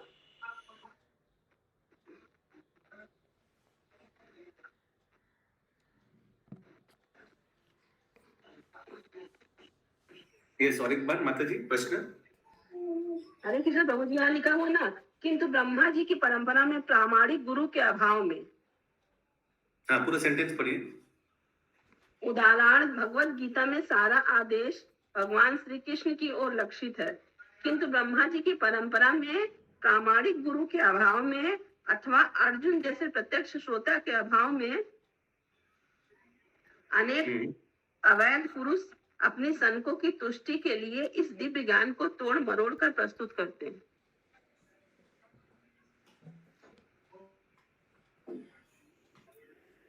The revealed scriptures give direction directly to this end, but because the bewildered living entities are blinded by the glaring reflection in the darkness, they are unable to find the truth of the revealed scriptures.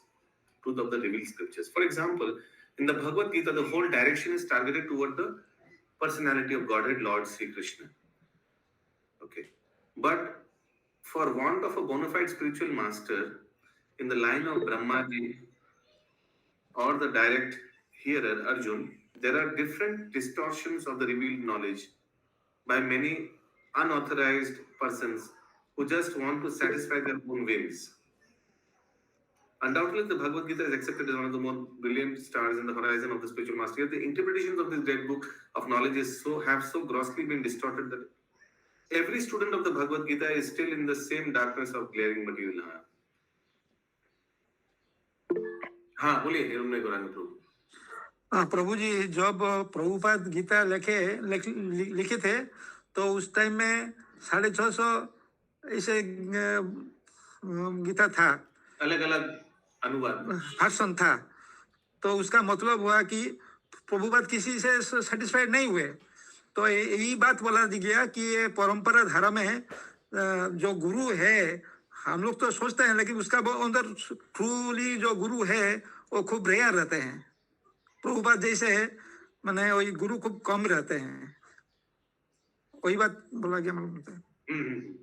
For example, the whole direction is targeted toward the personality of Godhead, but for want of a bona fide spiritual master in the line of Brahmaji or the direct hearer Arjun, there are different distortions of revealed knowledge by many unauthorized persons. the whole direction is targeted towards the personality of Godhead. But for want of a bona fide spiritual master, यहाँ तो unauthorised person के बारे में बोला गया प्रभु। भगवद गीता का मूल उद्देश्य है भगवान श्री कृष्ण पे फोकस किया गया। भगवान कृष्ण है, हम लोग को भगवान का ज्ञान सुनना चाहिए, मानना चाहिए, उनका आदेशों का पालन करना चाहिए। लेकिन ये अलग अलग जो गलत गलत व्यक्ति हैं जो परंपरा में नहीं है, उन लोग का अलग अलग इंटरप्रिटेशन, यानी उन लोग का अलग अलग अनुवाद तात्पर्य के लिए कितना लोग भ्रमित हो जा रहे हैं, ये हमको समझ में आ रहा है शशि माता जी। हाँ, यही तो हो रहा है प्रभु जी। तो ब्रह्मा जी के तो परंपरा में बहुत सारे प्रामाणिक गुरु थे ना, जो नहीं है उसके बारे में होता जा रहा है। Okay. But for want of a bona fide spiritual master in the line of Brahmaji or the direct hearer Arjun, there are different distortions of the revealed है, अच्छा भी है, उनके अलावे जो लोग कर रहे हैं गड़बड़ भी है। ठीक है, ये संगनी श्याम प्रिया माता जी। आप प्रभु जी सब प्रत्यक्ष को लेके बोला कि जैसे परंपरा में एक के बाद एक के बाद तो एक के बाद बहुत सारा बढ़ गया, उस बारे में बोला जा रहा है। सब अपना अपना मत लगाया उसमें। आगे निसंदेह पर्वयों के क्षितिज में भगवत गीता सर्वाधिक प्रकाशमान नक्षत्र है, किंतु इस महान ज्ञान ग्रंथ की व्याख्याएं इतनी बुरी तरह से तोड़ी मरोड़ी गई हैं कि भगवत गीता का प्रत्येक जिज्ञासु भौतिक चमक दमक के अंधकार में अभी भी पड़ा हुआ है। ऐसे जिज्ञासुओं को शायद ही भगवत गीता से प्रकाश मिल पाता हो। गीता में मुख्य रूप से वही आदेश दिया गया है जो भागवत के इन 4 मूल श्लोकों में प्राप्त है, किंतु अनधिकृत व्यक्तियों द्वारा इसकी गलत तथा फैशन परस्त व्याख्या से कोई सही निष्कर्ष तक नहीं पहुंच पाता। भगवत गीता 18.61 में स्पष्ट उल्लेख है, ईश्वरः सर्वभूतानां हृदयेषु अर्जुन तिष्ठति ब्राह्मणन्य सर्वभूतानि यंत्रारूढ़ानि मायया। भगवान परमात्मा रूप में सभी जीवों के हृदयों में स्थित है और अपनी बहिरंगा शक्ति के द्वारा संसार के समस्त प्राणियों को नियंत्रण में रखते हैं। अतः यह स्पष्ट उल्लेख है कि भगवान परम नियंता है और जीवात्माएं भगवान द्वारा नियंत्रित है। उसी भगवत गीता 18.65 में भगवान आदेश देते हैं, मन मना भव मद्भक्तो मध्याजी माम नमस्कुरु मामेवेशस्सि सत्यम ते प्रतिजाने प्रियसी में। इससे स्पष्ट है कि भगवान का आदेश है कि मनुष्य को भगवतोमुखी भगवान का भक्त उन्हीं का उपासक होना चाहिए। भगवान और भगवान श्री कृष्ण को ही नमस्कार करना चाहिए। ऐसा करने से भक्त निसंदेह भगवान के धाम को प्राप्त होगा। अप्रत्यक्ष रूप से ये कहा जाता है कि मानव समाज की संपूर्ण वैदिक संरचना इस प्रकार बनी हुई है कि प्रत्येक व्यक्ति भगवान के पूरे शरीर के अंग प्रत्यंग के रूप में कार्य करता है। ये हम लोग को मालूम है ना, अलग अलग ऐसे ही बना हुआ है, ब्राह्मण क्षत्रिय वैश्य शूद्र, अलग अलग सोसाइटी में जो 4 वर्ण है। आगे ज्ञानी पुरुष अर्थात ब्राह्मण भगवान के मुख पर स्थित हैं। शासक वर्ग अर्थात क्षत्रिय उनकी बाहुओं पर, व्यापारी वर्ग अर्थात वैश्य भगवान के कटी भाग पर तथा श्रमिक वर्ग या शूद्र भगवान के पांवों पर स्थित हैं। अतः संपूर्ण सामाजिक ढांचा भगवान का शरीर है और शरीर के विविध भाग यथा ब्राह्मण, क्षत्रिय, वैश्य तथा शूद्र सभी मिलकर भगवान के पूरे शरीर की सेवा करने के निमित्त हैं। अन्यथा ये भाग एकता की परम चेतना में समन्वित किए जाने के योग्य नहीं रह जाते। श्री भगवान से संबंध सभी को समन्वित सेवा से विश्व चेतना प्राप्त की जा सकती है। अतः बड़े से बड़े वैज्ञानिक, महान दार्शनिक, चिंतक, राजनीतिज्ञ, उद्योगपति, समाज सुधारक इत्यादि तक भी संसार के अशांत समाज को कोई राहत नहीं दिला सकते, क्योंकि वे भागवत के श्लोक में वर्णित सफलता के रहस्य अर्थात भक्ति योग के रहस्य को नहीं जानते। भगवत गीता 7.15 में भी कहा गया है, नामाम दृष्कृतिनो मूढ़ा प्रपद्यन्ते नराधमः माया उपहत ज्ञाना आसुरम भावम आश्रितः। चूंकि मानव समाज के तथा कथित बड़े बड़े नेता भक्ति योग के इस महान ज्ञान से अनजान रहते हैं और भगवान की बहिरंगा शक्ति से मोहित होकर सदैव इंद्रिय तृप्ति के निकृष्ट कार्यों में संलग्न रहते हैं, अतः वे परमेश्वर की श्रेष्ठता के कट्टर विरोधी होते हैं। और वे भगवान की शरण में जाना कभी स्वीकार नहीं करते, क्योंकि वे मूर्ख, बदमाश तथा नर अधम हैं। ऐसे श्रद्धा रहित नास्तिक, चाहे उन्हें कितनी उच्च शिक्षा प्राप्त क्यों ना हो, वास्तव में वे संसार के सबसे बड़े मूर्ख हैं, क्योंकि बहिरंगा प्रकृति के प्रभाव से उनका सारा ज्ञान व्यर्थ हो जाता है। अतः सारा आधुनिक समुन्नत ज्ञान कुत्ते बिल्लियों के समान इंद्रिय दृष्टि के लिए आपस में लड़ने में लग जाता है, और विज्ञान, दर्शन, कला, राष्ट्रीयता, आर्थिक विकास, धर्म के संबंध में अर्जित सारा ज्ञान तथा सारे महान कार्य उसी प्रकार व्यर्थ कर दिए जाते हैं, जिस प्रकार शव के लिए प्रयुक्त वस्त्र। शव शैया को विविध प्रकार के वस्त्रों से ढककर मूर्ख जनता से झूठी वाहवाही लूटने से कोई लाभ नहीं। अतः श्रीमद् भागवत बारंबार कहता है कि भक्ति योग का पद प्राप्त किए बिना मानव समाज के सारे कार्यकलाप निष्फल होते हैं। अतः कहा गया है,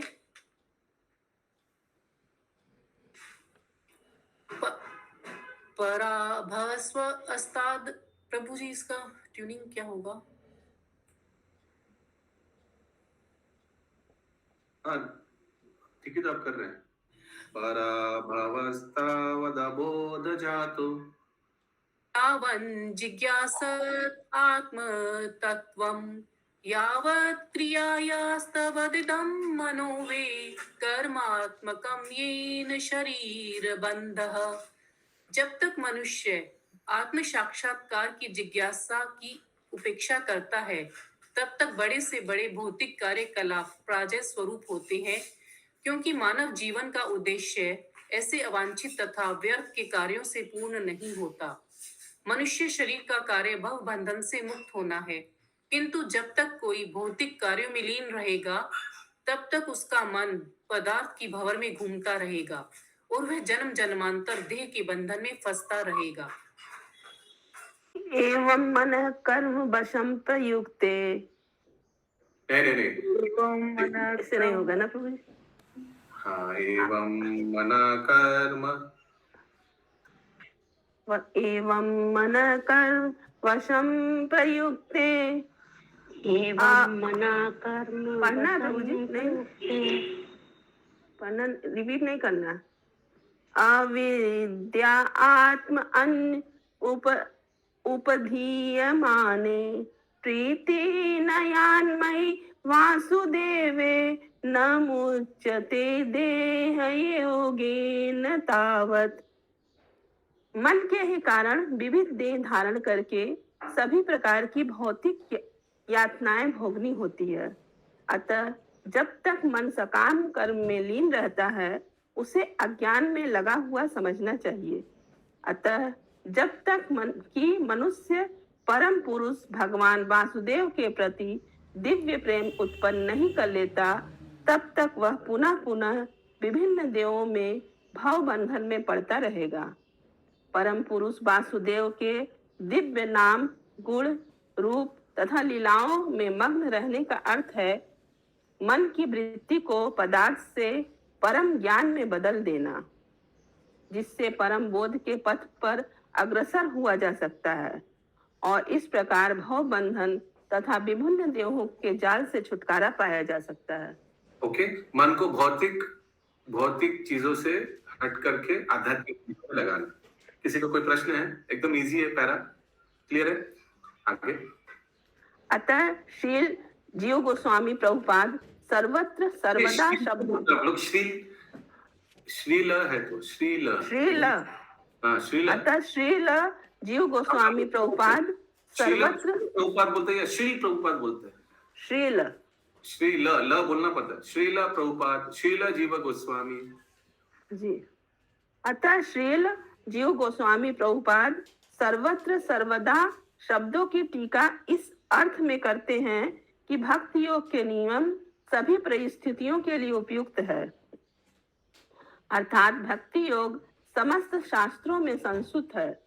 यह समस्त अधिकारियों द्वारा प्रयुक्त है और यह सभी स्थानों पर महत्व रखता है। यह समस्त कार्य कारणों में उपयोगी है इत्यादि।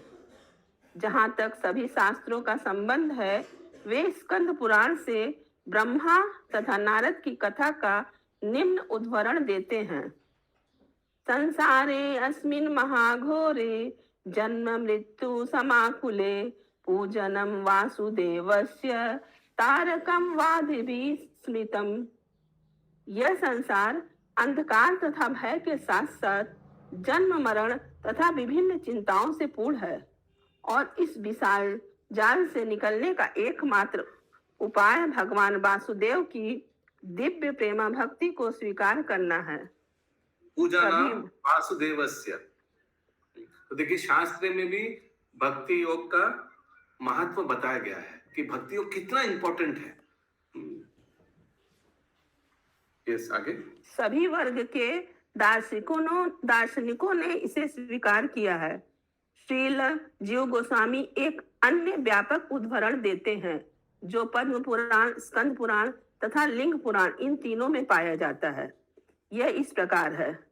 आलोड्य सर्वशास्त्राणि विचार्य न पुनः पुनः इदम एकम सुनिष्पन्नम देवो नारायण सदा।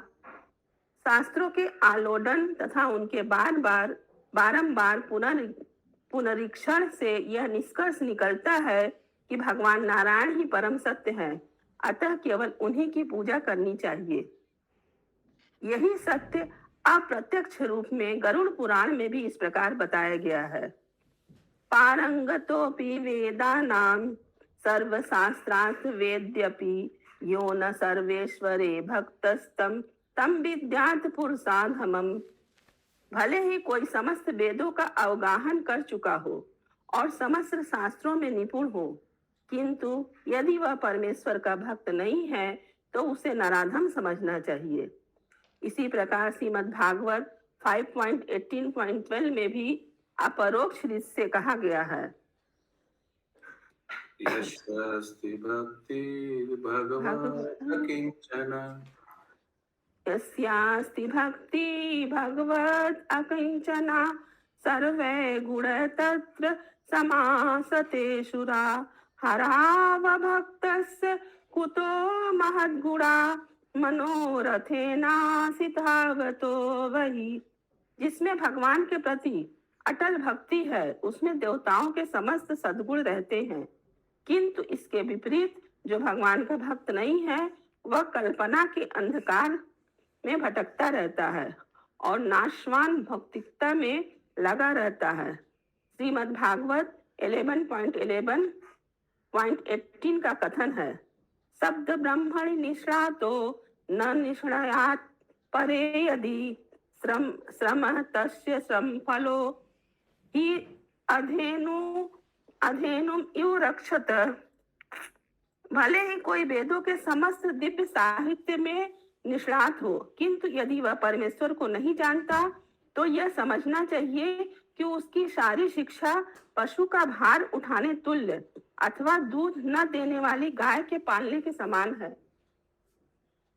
इसी प्रकार भगवान की दिव्य प्रेमा भक्ति करने की छूट प्रत्येक व्यक्ति, यहाँ तक कि स्त्री, शूद्र, वन्य जातियों या अन्य किसी भी पापमय स्थितियों में जी रहे जीवों के लिए भी है। ते वै विदन्ति अतितरन्ति च देव मायां स्त्री शूद्रहूढ शबरा अपि पाप जीवा। यत् यत् अद्भुत क्रम परायणशील शिक्षा तिर्ग्य जना अपि किम श्रुति धारणाय। यदि भगवत भक्त में निष्णात प्रामाणिक गुरु द्वारा नराधमों को भी शिक्षा मिले तो वे भक्ति के उच्चस्थ पद तक उठ सकते हैं। जब नराधम तक भी इतने ऊंचे उठ सकते हैं तो जो वैदिक ज्ञान में निष्णात सर्वोच्च है उनके विषय में कुछ कहना ही क्या। निष्कर्ष यह निकला कि भगवत भक्त के द्वार सबों के लिए खुले हैं, चाहे वे जो भी हो। यह सब प्रकार के लोगों द्वारा भक्ति से लाभ उठाए जाने की पुष्टि है।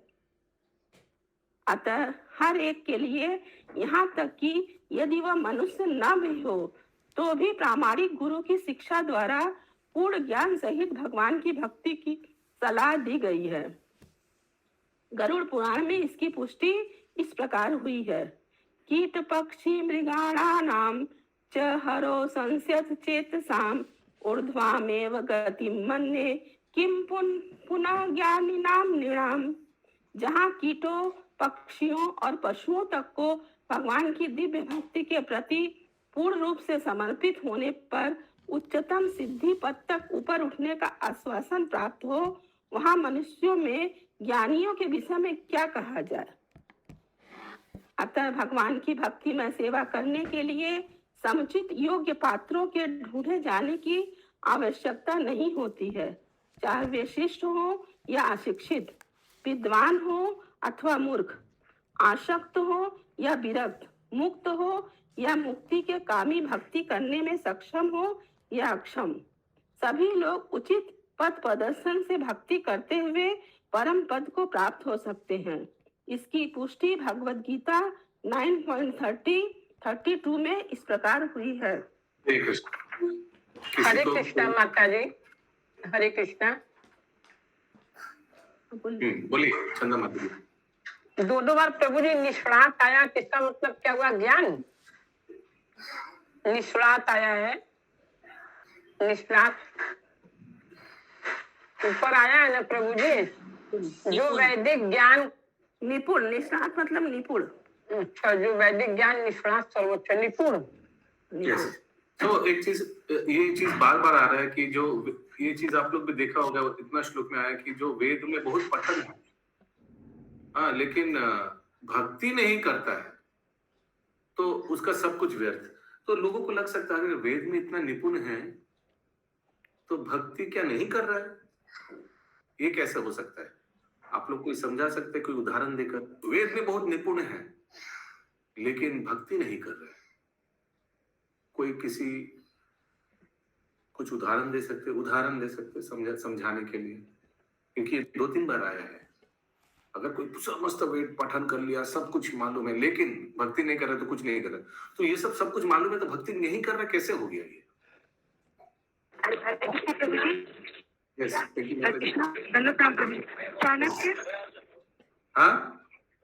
Chanakya, very good example, Chanakya Pandit. Yes, Chanakya Pandit का जो नीति है बहुत एक्सेलेंट है, वो राजनीति के लिए परफेक्ट है, लेकिन क्या जीवन का उद्देश्य यही है कि अच्छा राजनीति बने, अच्छा पॉलिटिशियन बने? नहीं। यस, भारती माता जी। रावण प्रभु जी, वो भी तो शास्त्रों में, रावण शास्त्र में बहुत ज्ञान था, शास्त्रज्ञ था, हाँ, लेकिन देखिए इतना निपुण, ये वरदान भी मिल गया, किस चीज में यूज किया वरदान को? वो अपने फायदे के लिए, आक्रमण के लिए। हाँ, आक्रमण, देवलोक में आक्रमण किया, उसके लिए यूज किया, तो उसका कोई फायदा नहीं है। यस, गायत्री राधिका माता जी। पतंजलि का प्रभु जी? किसका? पतंजलि योग। हाँ, पतंजलि जो ऋषि हैं, उन्होंने इतना अच्छा अनुलोम विलोम, कपालभाति, ये सब कुछ सिखाया, किसके लिए?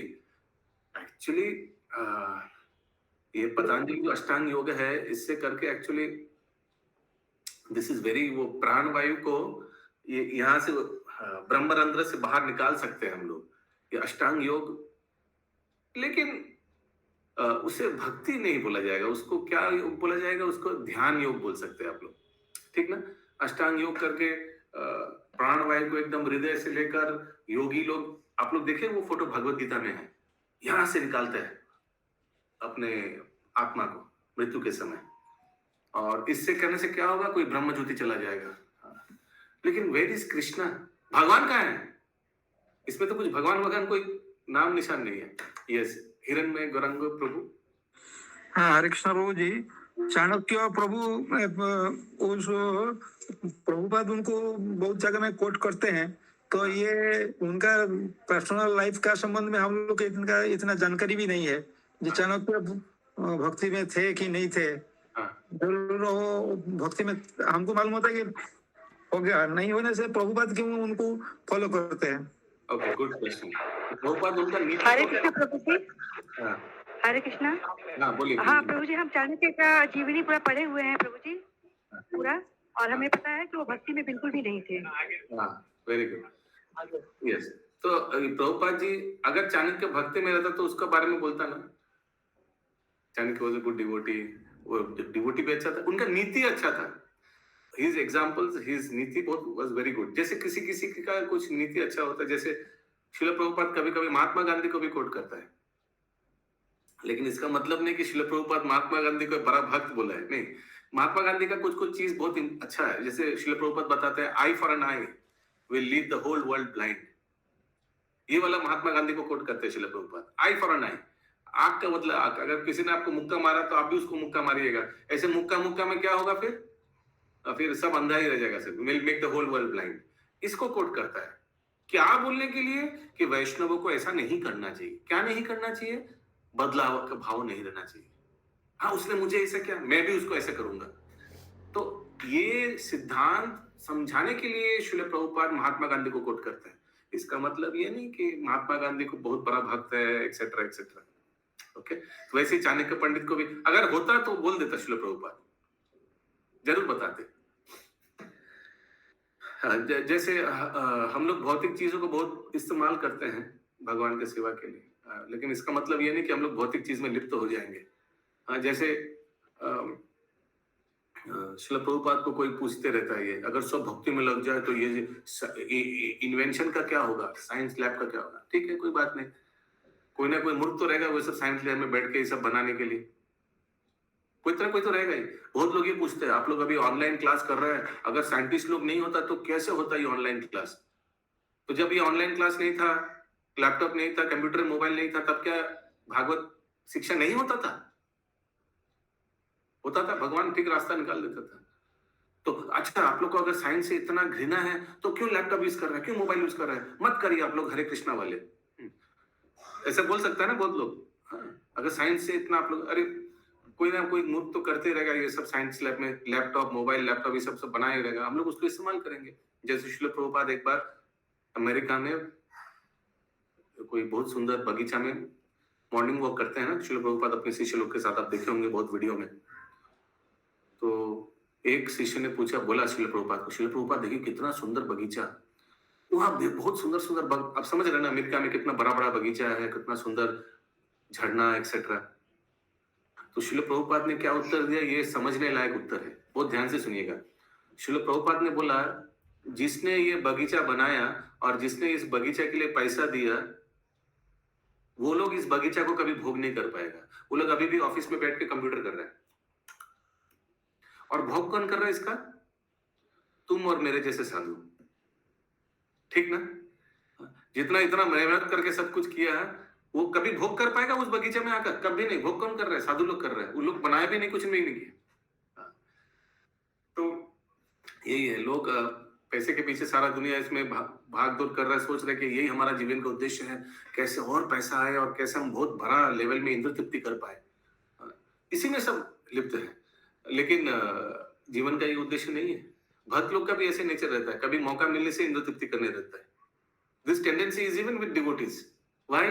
क्योंकि जैसे उस दिन मैंने बताया था, भक्ति में तो 2 4 5 साल या कोई 2 4 5 महीना आया है, पिछले 40 साल कहाँ जाएगा? पिछले 40 50 साल का जो प्रैक्टिस वो कहाँ जाएगा?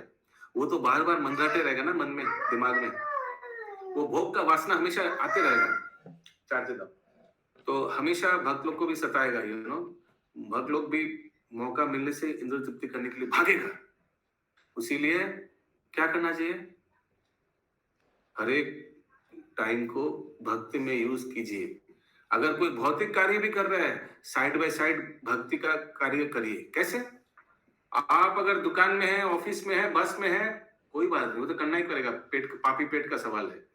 लेकिन एक मोबाइल चालू रखिए, लेक्चर सुनिए, प्रभुपाद का लेक्चर सुनिए, अपने गुरु महाराज का लेक्चर सुनिए, और अलग अलग इस्कॉन का लेक्चर श्रवण करते रहिए। इस तरह से ऐसे आप भौतिक चीज को भी आध्यात्मिक कर सकते हैं।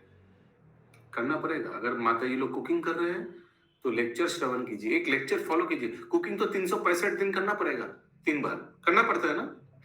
तो उस समय कोई एक लेक्चर फॉलो कीजिए, एक सीरीज फॉलो कीजिए। श्रील प्रभुपाद का जितना लेक्चर है, 1 2 3 4 टोटल, आई थिंक बहुत लेक्चर है श्रील प्रभुपाद का, आई डोंट नो, याद नहीं है। तो सब एक एक करके सुनते रहिए। ऐसे करके आप लोग, हम लोग भौतिक कार्य को भी हम लोग आध्यात्मिक कर सकते हैं। ओके, सो इसीलिए आप लोग अच्छे। मेरे को उदाहरण में याद आया सार्वभौम भट्टाचार्य। वो भी शास्त्र में निपुण था, लेकिन भक्ति में नहीं था। महाप्रभु की कृपा से वो भक्ति योग में आ गया। कंटिन्यू शशि माता जी।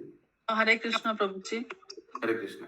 यहाँ पे कीट पक्षियों तथा पशुओं तक को भगवान की दिव्य भक्ति के प्रति पूर्ण रूप से समर्पित होने पर उच्चतम सिद्धि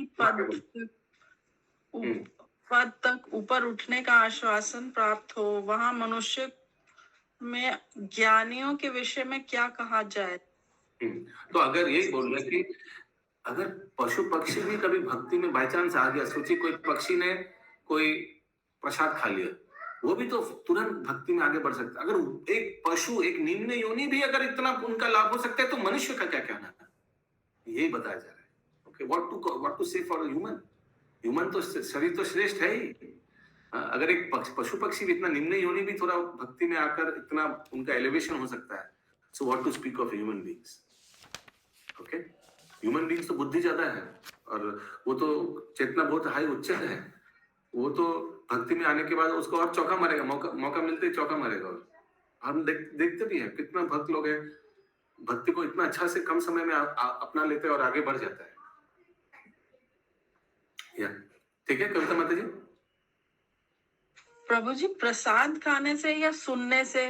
I just give an example. बहुत कुछ हो सकता है। पंछी ऐसे कभी कभी मंदिर में घुस भी जाता है ना। कितना पंछी, हम लोग एल्बर्ट रोड में कितना पंछी ऐसे खिड़की से घुस गया, घुसकर तो भगवान को दर्शन तो कर रहा है, राधा गोविंद जी को कर तो सकता है ना। तो उसका फल नहीं मिलेगा साक्षात ठाकुर जी को दर्शन करने का। ओके, बहुत कुछ हो सकता है। एक बार एक कुत्ता था, किसको लेके मुंह में परिक्रमा कर लिया था, तो उसको 7 परिक्रमा का फल मिल गया। हाँ, वो तो विष्णु पुराण में आता है। वो याद आ गया। अच्छा, वो आपने बताया। वो एक गीध बैठा था, नहीं, हाँ, एक गीध एक विष्णु मंदिर के चूल्हा में बैठा हुआ था और दूर से शिकारी ने उस गीध को तीर मारा और उस गीध ने वो विष्णु मंदिर के चूल्हा से गिर गया, गिरकर छटपट करने लगा। तो सुबह सुबह ऐसा हुआ, तो एक थोड़ा दूर में कुकुर था, भागते भागते आया, उस मुंह में ले लिया। सुबह सुबह ब्रेकफास्ट मिल गया।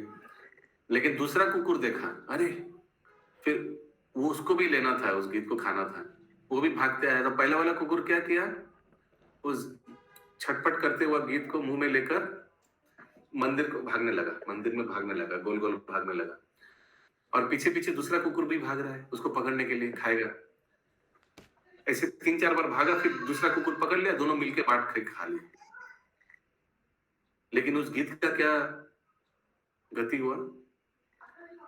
वो डायरेक्ट भगवान के वैकुंठ धाम प्राप्त किया। कैसे? गीध शरीर में, इसलिए क्योंकि उसका मृत्यु के समय उसने विष्णु मंदिर परिक्रमा की अनजाने में, कुत्ता का कृपा से। हरे कृष्णा। हरे कृष्णा, हरे कृष्णा। यस। तो अगर कोई अनजाने में ऐसे विष्णु मंदिर परिक्रमा करने का इतना फल हो, तो जो विष्णु के भक्त हैं, वैष्णव शब्द तो विष्णु के भक्त से ही आता है ना। उन लोग तो अनजाने में परिक्रमा नहीं करते हैं, लोग तो स्वेच्छा से करता है। उसका क्या गति होगा, सोचिए। यस, आगे।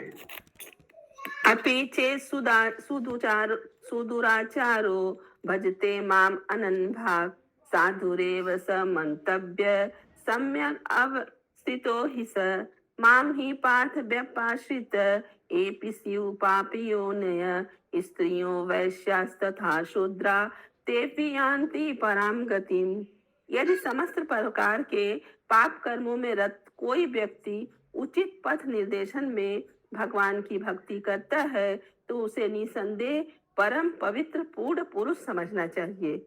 यदि कोई भी पुरुष या स्त्री, चाहे वह जो भी हो और जैसा भी हो, यहाँ तक कि पतित स्त्री, शूद्र, वैश्य या इनसे भी निम्न पुरुष, यदि भगवान के चरण कमलों की निष्ठा पूर्वक शरण ग्रहण करता है, तो वह भगवान के धाम को लौटकर जीवन की परम सिद्धि प्राप्त कर सकता है। यही निष्ठा एकमात्र पात्रता या योग्यता है जिससे वह जीवन के उच्च पूर्ण पद को प्राप्त कर सकता है। और जब तो मेन क्राइटेरिया क्या है, मेन रिक्वायरमेंट क्या है? भगवान के चरण कमलों की निष्ठा, निष्ठा पूर्वक सेवा, सरल। सिंसियरिटी, हाँ सिंसियरिटी। सो इम्पोर्टेंट वर्ड है निष्ठा। हम लोग भक्ति में निष्ठा होना चाहिए, सिंसियर होना चाहिए, लापरवाह नहीं होना चाहिए। अगर सोचिए आप लोग अगर टीचर होते, हाँ, और कोई सिंसियर स्टूडेंट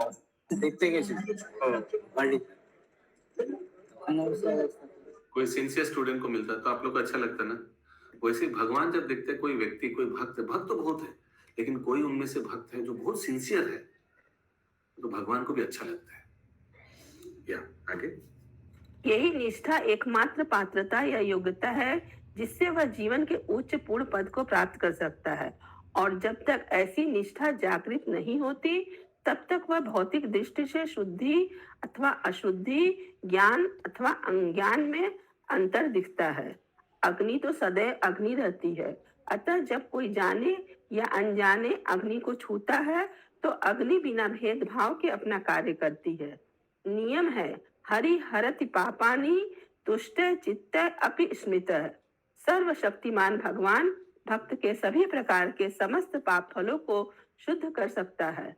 जिस प्रकार सूर्य अपने शक्तिशाली किरणों से सभी प्रकार के संदूषणों को संदमित करता है, भगवान के शुद्ध भक्त पर भौतिक सुख के आकर्षण का रंग नहीं चढ़ता।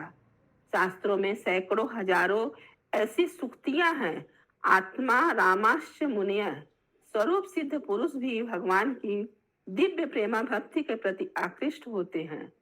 केचित केवलया भक्ता वासुदेव परायणा, केवल श्रवण तथा कीर्तन से मनुष्य भगवान वासुदेव का परम भक्त बन जाता है। न चलित भगवत पादार बिंदात लव निमिष धार्मम अपि स वैष्णव आग्रह। जो व्यक्ति भगवान के चरण कमलों से एक क्षण के लिए भी नहीं हटता, उसे समस्त वैष्णव में सबसे बड़ा समझा जाता है। भगवत पार्षदाताम प्राप्ते मत सेवया प्रतीतम ते। शुद्ध भक्तों को भगवान की संगति प्राप्त करने का पूरा विश्वास रहता है, और इस तरह वह भगवान की दिव्य सेवा में निरंतर लगे रहते हैं।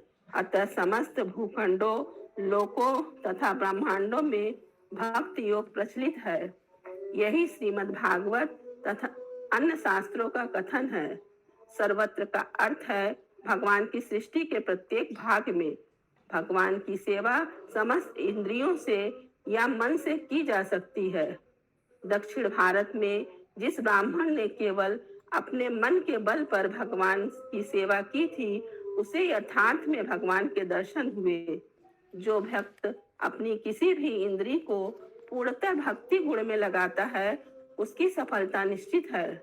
भगवान की सेवा किसी भी वस्तु से, यहाँ तक कि सर्वसाधारण वस्तु जैसे फल, फूल, पत्ती या कि थोड़े से जल द्वारा, जो संसार भर में सर्वत्र बिना मूल्य के ही उपलब्ध है, की जा सकती है। भगवान ब्रह्मांड भर के जीवों द्वारा इसी प्रकार सेवित है। केवल श्रवण, कीर्तन या उनकी लीलाओं के पठन से, पूजने से या उन्हें मानने से ही उनकी सेवा हो जाती है।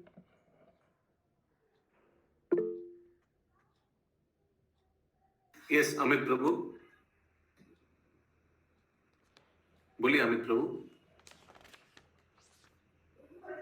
यस कंटिन्यू माता जी।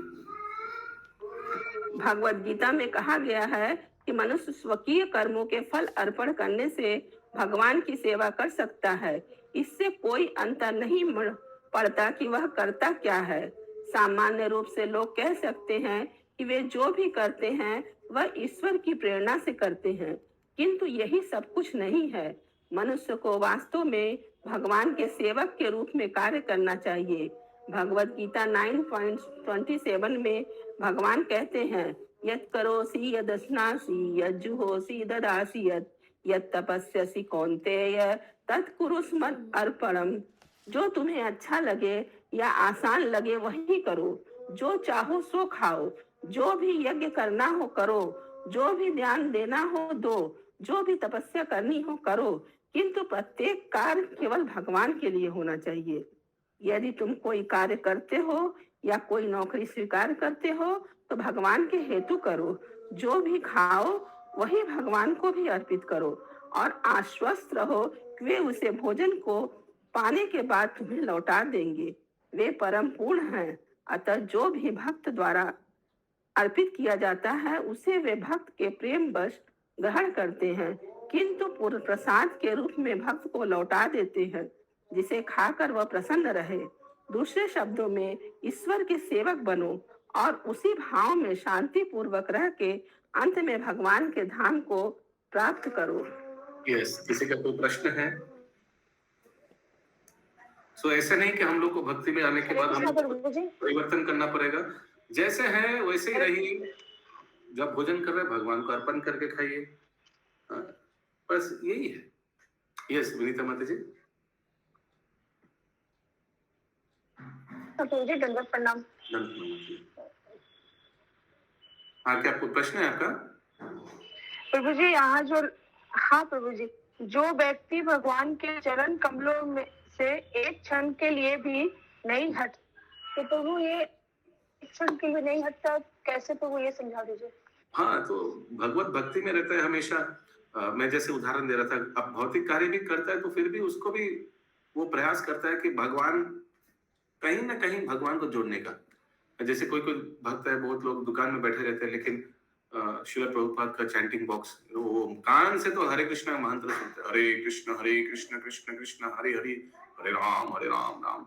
ऐसे तो मन तो वो श्रवण कर रहे हैं लेकिन भौतिक कार्य कर रहे हैं, लेकिन फिर वो कार्य भौतिक नहीं रहेगा। दो तीन चीज हो रहा है। फिर क्या हो रहा है, ये भगवान का हरिनाम का शुद्ध भक्त प्रभुपाद के मुंह से आ रहा है तो पूरा उनका दुकान, उनका ऑफिस पूरा पवित्र हो जाएगा। दूसरी बात, सबको सुनाई दे रहा है, उसको खुद को भी सुनाई दे रहा है, कस्टमर को भी सुनाई दे रहा है, स्टाफ को भी सुनाई दे रहा है। इस तरह से वो प्रचार कर रहा है। शुद्ध भक्त श्रील प्रभुपाद का वाणी सबको सुनाई दे रहा है। तो क्या वो दुकान है वो मंदिर हो गया अभी, वो ऑफिस नहीं वो मंदिर हो गया अभी। तो ऐसे करके व्यक्ति, हर एक व्यक्ति 24 घंटा भक्ति में रह सकता है। हर एक व्यक्ति थोड़ा सोचना पड़ेगा, बस दिमाग लगाना। यस, हिरण में गौरांग प्रभु। ठीक है। हाँ, हरे कृष्ण प्रभु जी। ये रखने से क्या है, अगर ऐसे नहीं करेंगे ना तुरंत माया अटैक करेगा। ऐसे वातावरण नहीं रहेगा तो देखिएगा दुकान में या ऑफिस में 2-4 दोस्त लोग आया जाएगा पुराना सिगरेट पैकेट और नॉनवेज लेकर, और फिर बोलेगा चलो खाते हैं थोड़ा। लेकिन आपका दुकान में अगर ऐसे, ऑफिस में अगर ऐसे भगवान का वाणी, भगवान का धूप और भगवान का अच्छा फोटो टंगा रहेगा तो वो लोग साहस नहीं करेगा अंदर आने का। वो लोग फोन करके बोलेगा सुन बाहर कहीं चलते हैं, ऐसे बोलेगा ना, फिर आप बोल सकते हैं नहीं हम अभी जा नहीं सकते, तो ऐसे करके फिर टालना है। सो अगर परिवेश अच्छा रहेगा तो उसमें देखिए मक्खी कहाँ जाता है, जहाँ गंदगी है, और मधुमक्खी कहाँ जाता है, जहाँ मधु है। प्रभु जी शहद है, फूल है वहाँ पर। वातावरण भी अच्छा रखिएगा, पवित्र रखिएगा तो ऐसे वो मक्खी नहीं आएगा, मधुमक्खी आएगा, साधु लोग आएगा। हाँ, हरे कृष्ण प्रभु जी। हरे कृष्ण। यस प्रभु जी, जो चाणक्य पंडित के बारे में हम एक ठो सुना था, जो उनका जो बासभवन था एक ठो कुड़िया था और राजमहल से दूर कोई जंगल के पास। हाँ। और कोई उनका पास कुछ ज्ञान लेने के लिए गया था, तो वो एक बत्ती में काम करते थे, उसको लिवा के दूसरा बत्ती जलाए। तो वो बाद में जब इंक्वायरी करे उनको पता चला कि ये राजा का पैसा से वो बत्ती का तेल लाया था और अपना पैसा से दूसरा वो बत्ती को जलाया। तो वो जो आदमी है उनको भी कोट करते हैं, हम लोग जो वैष्णव का ये में भी कोट करते हैं। वो ऐसे आदमी होने से कभी भी सूट नहीं करता उसको, माने थोड़ा उनका आगे जो था हम लोग का इंडिया में, आगे सबको धर्म के बारे में जानकारी था। तो उनका लाइफ में, हिस्ट्री में वो क्या आया नहीं आया, लेकिन उनका जीवन में वो भक्ति का जरूर प्रतिफलन होगा जरूर। लेकिन हाँ, हो सकता है। मैं यही बोलना चाहता हूँ, प्रभुपाद जी जितना कोट किया चाणक्य पंडित को, जैसे आपने जो उदाहरण दिया कि वो दूर कुटिया में रहता था, शिला प्रभुपाद इसका कोट करता है, लेकिन क्यों रहता था दूर कुटिया में, और कृपाचार्य का उदाहरण देता है, चाणक्य पंडित और कृपाचार्य। प्रभुपाद जी बताते हैं कि कृपाचार्य महल में रहता था, उसीलिए जब अंतिम निर्णय का समय आया कि पांडवों का साथ देंगे या कौरवों का साथ देंगे, तो कृपाचार्य को क्या करना पड़ा, दुर्योधन का साथ देना पड़ा। उसने नमक खाया है, उधर ही रहता, उसको उधर ही रहता था। तो इसका मतलब क्या है, ये तो शास्त्र को जानता था, वो शास्त्र को फॉलो करता है। भौतिक व्यक्ति का संगत नहीं करना चाहिए। ईश्वर अन्न खाइले मलिन है मन, मलिन मन होइले ना है कृष्ण शरण। अगर कोई विषय का अन्न खाएंगे तो मन मलिन हो जाएगा। आप अगर जो राजा है उसका साथ रहिएगा, आप पंडित है, आप ब्राह्मण है, अगर राजा का साथ रहेगा तो राजा जो बोलेगा उसको मानना पड़ेगा, राजा का हाँ पे हाँ करना पड़ेगा। दुर्योधन जो बोलेगा उसको मानना पड़ेगा। दुर्योधन भी भगवान श्री कृष्ण के विरुद्ध युद्ध करेगा तो आपको भी उनका साथ देना पड़ेगा, क्योंकि आपने उनका अन्न खाया है। लेकिन चाणक्य पंडित वो राजा का मंत्री था, ब्राह्मण था, लेकिन राजा का घर में नहीं रहता था। वो वेतन भोगी नहीं था, वो वेतन भी नहीं लेता था, तो वो कि उसका कोई इंद्रिय तृप्ति नहीं था। उसका मतलब इंद्रिय तृप्ति जिसका नहीं है वो भगवत भक्ति जरूर होगा। इसीलिए साधु लोग का क्या सीखना चाहिए, वैष्णवों को क्या सीखना चाहिए, इससे हम लोग को क्या सीखना चाहिए, कि जो हम लोग का सबऑर्डिनेट है या हम लोग का जो भी ये, हम लोग अगर प्रचार करने कहीं घर जाएंगे, लेकिन ऐसे चुनना नहीं चाहिए कि ओ इस घर में बहुत अच्छा पकवान बनता है, बहुत अच्छा भोजन बनता है, यहाँ नहीं जाएंगे, यहाँ हम लोग अच्छा खाना पीना नहीं कराता है, ये गरीब है। तो ऐसा नहीं सोचना चाहिए वैष्णवों को। प्रचार के समय हर एक जगह कोई कंडीशन नहीं रखना चाहिए। यस कौरबी माता जी কিছু বলছিলেন? হরে কৃষ্ণ প্রভু, যদি কেউ মানে গৃহস্থালীর কাজ করতে করতে ভগবানের স্মরণ করেন, মানে সবসময় ভগবানের চিন্তা ভাবনা করেন, তাহলে সেটা তো মানে অবশ্যই ভালো, কিন্তু তার পরিণতিটা কি হয় আমি সেটা জানতে চাইছি। পরিণতি এটাই সবসময় ভালো, তো পরিণতি মন সবসময়, ভগবান তো বলছেন মনমনা ভব মদ্ভক্ত মদ্যাজি মাম নমস্কুরু, ভগবান বলছেন সবসময় আমার মনটা আমার মধ্যে দিয়ে রেখো। এর পরিণতি হচ্ছে মৃত্যুর সময় ভগবান স্মরণে আসবে। আচ্ছা, আসতে বাধ্য। हरे कृष्णा प्रभु जी। हरे कृष्ण। एक सेकंड, संगिनी श्याम पे माता जी गूगल हाथ उठाया है। यस, गूगल हाथ फर्स्ट प्रायोरिटी। यस, हरे कृष्णा प्रभु जी, जैसे मतलब आप चाणक्य को बोले ना, कोई रहते नहीं थे, अलग रहते थे, दूर रहते थे, तो फिर विदुर भी तो मतलब महल में होते भी महल में नहीं रहते थे, कृष्ण भगवान के घर में अलग है। विदुर कोई माने विदुर तो घर वाले थे, उसको तो महल में रहना। Vidur is not a third person. Vidur का स्थिति और कृपाचार्य का स्थिति अलग है। Kripacharya is a outside person, वो पुरोहित था,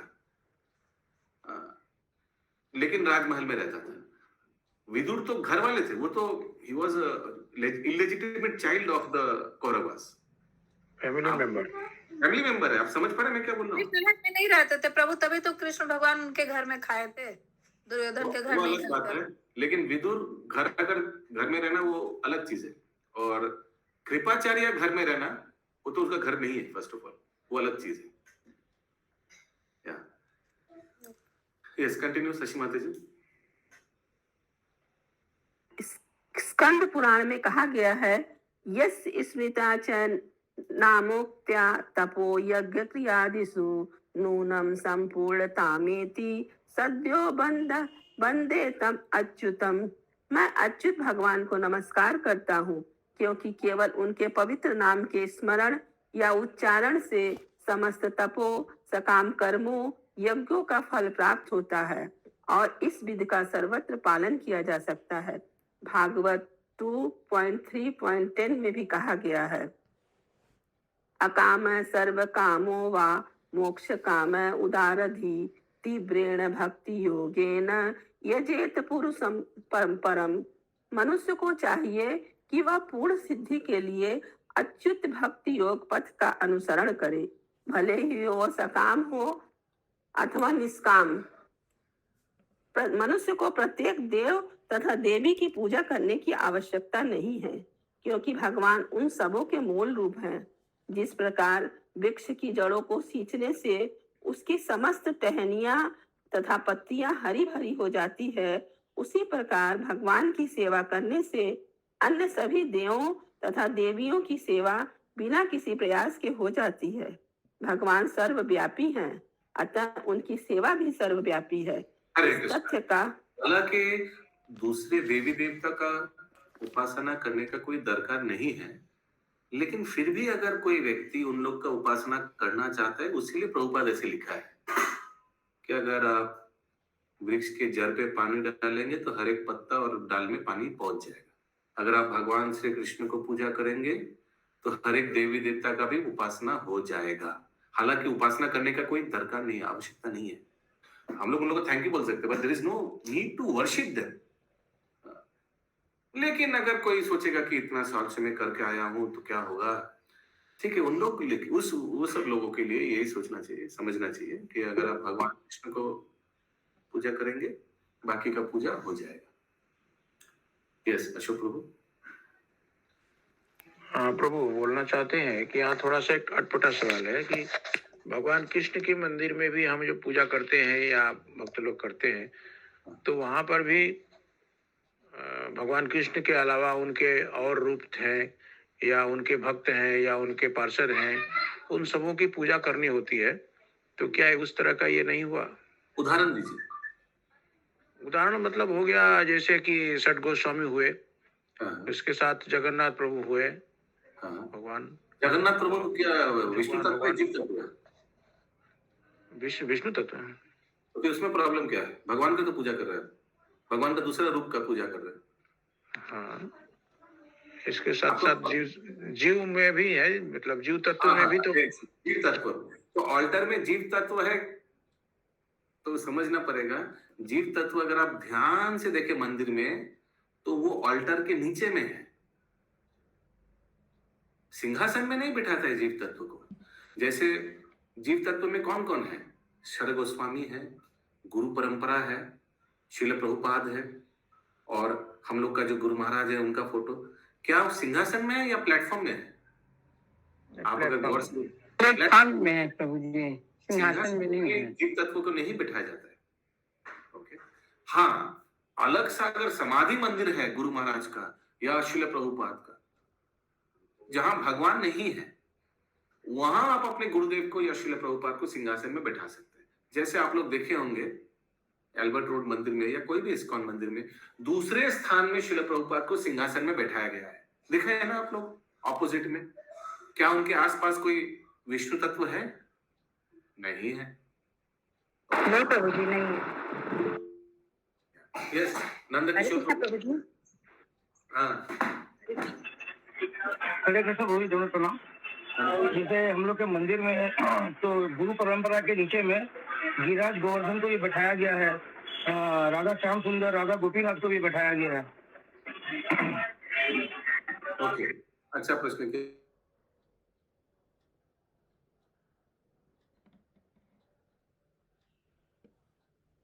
रोजी म्यूट है आप। वो जो छोटा छोटा जो विग्रह है वो उत्सव विग्रह है, मूल विग्रह नहीं है, उत्सव विग्रह। क्योंकि जो हम लोग का राधा गोविंद जी है वो बहुत बड़ा है, तो अगर कोई अनुष्ठान होगा तो उतना बड़ा विग्रह को तो हम लोग उधर से उठा नहीं सकते हैं, उधर फिक्स्ड है। तो उसके लिए उत्सव विग्रह हम लोग रखते हैं। जैसे कलकत्ता मंदिर में राधा गोपीनाथ है और राधा श्याम सुंदर था, लेकिन अभी जगन्निवास प्रभु ने उनका नाम चेंज कर दिया, उनका नाम हो गया राधा मदन मोहन जी। तो इन लोग का जो पोजीशन है बाएं तरफ, उनके साथ शालिग्राम शिला भी है, लेकिन उस लाइन तक रखा है।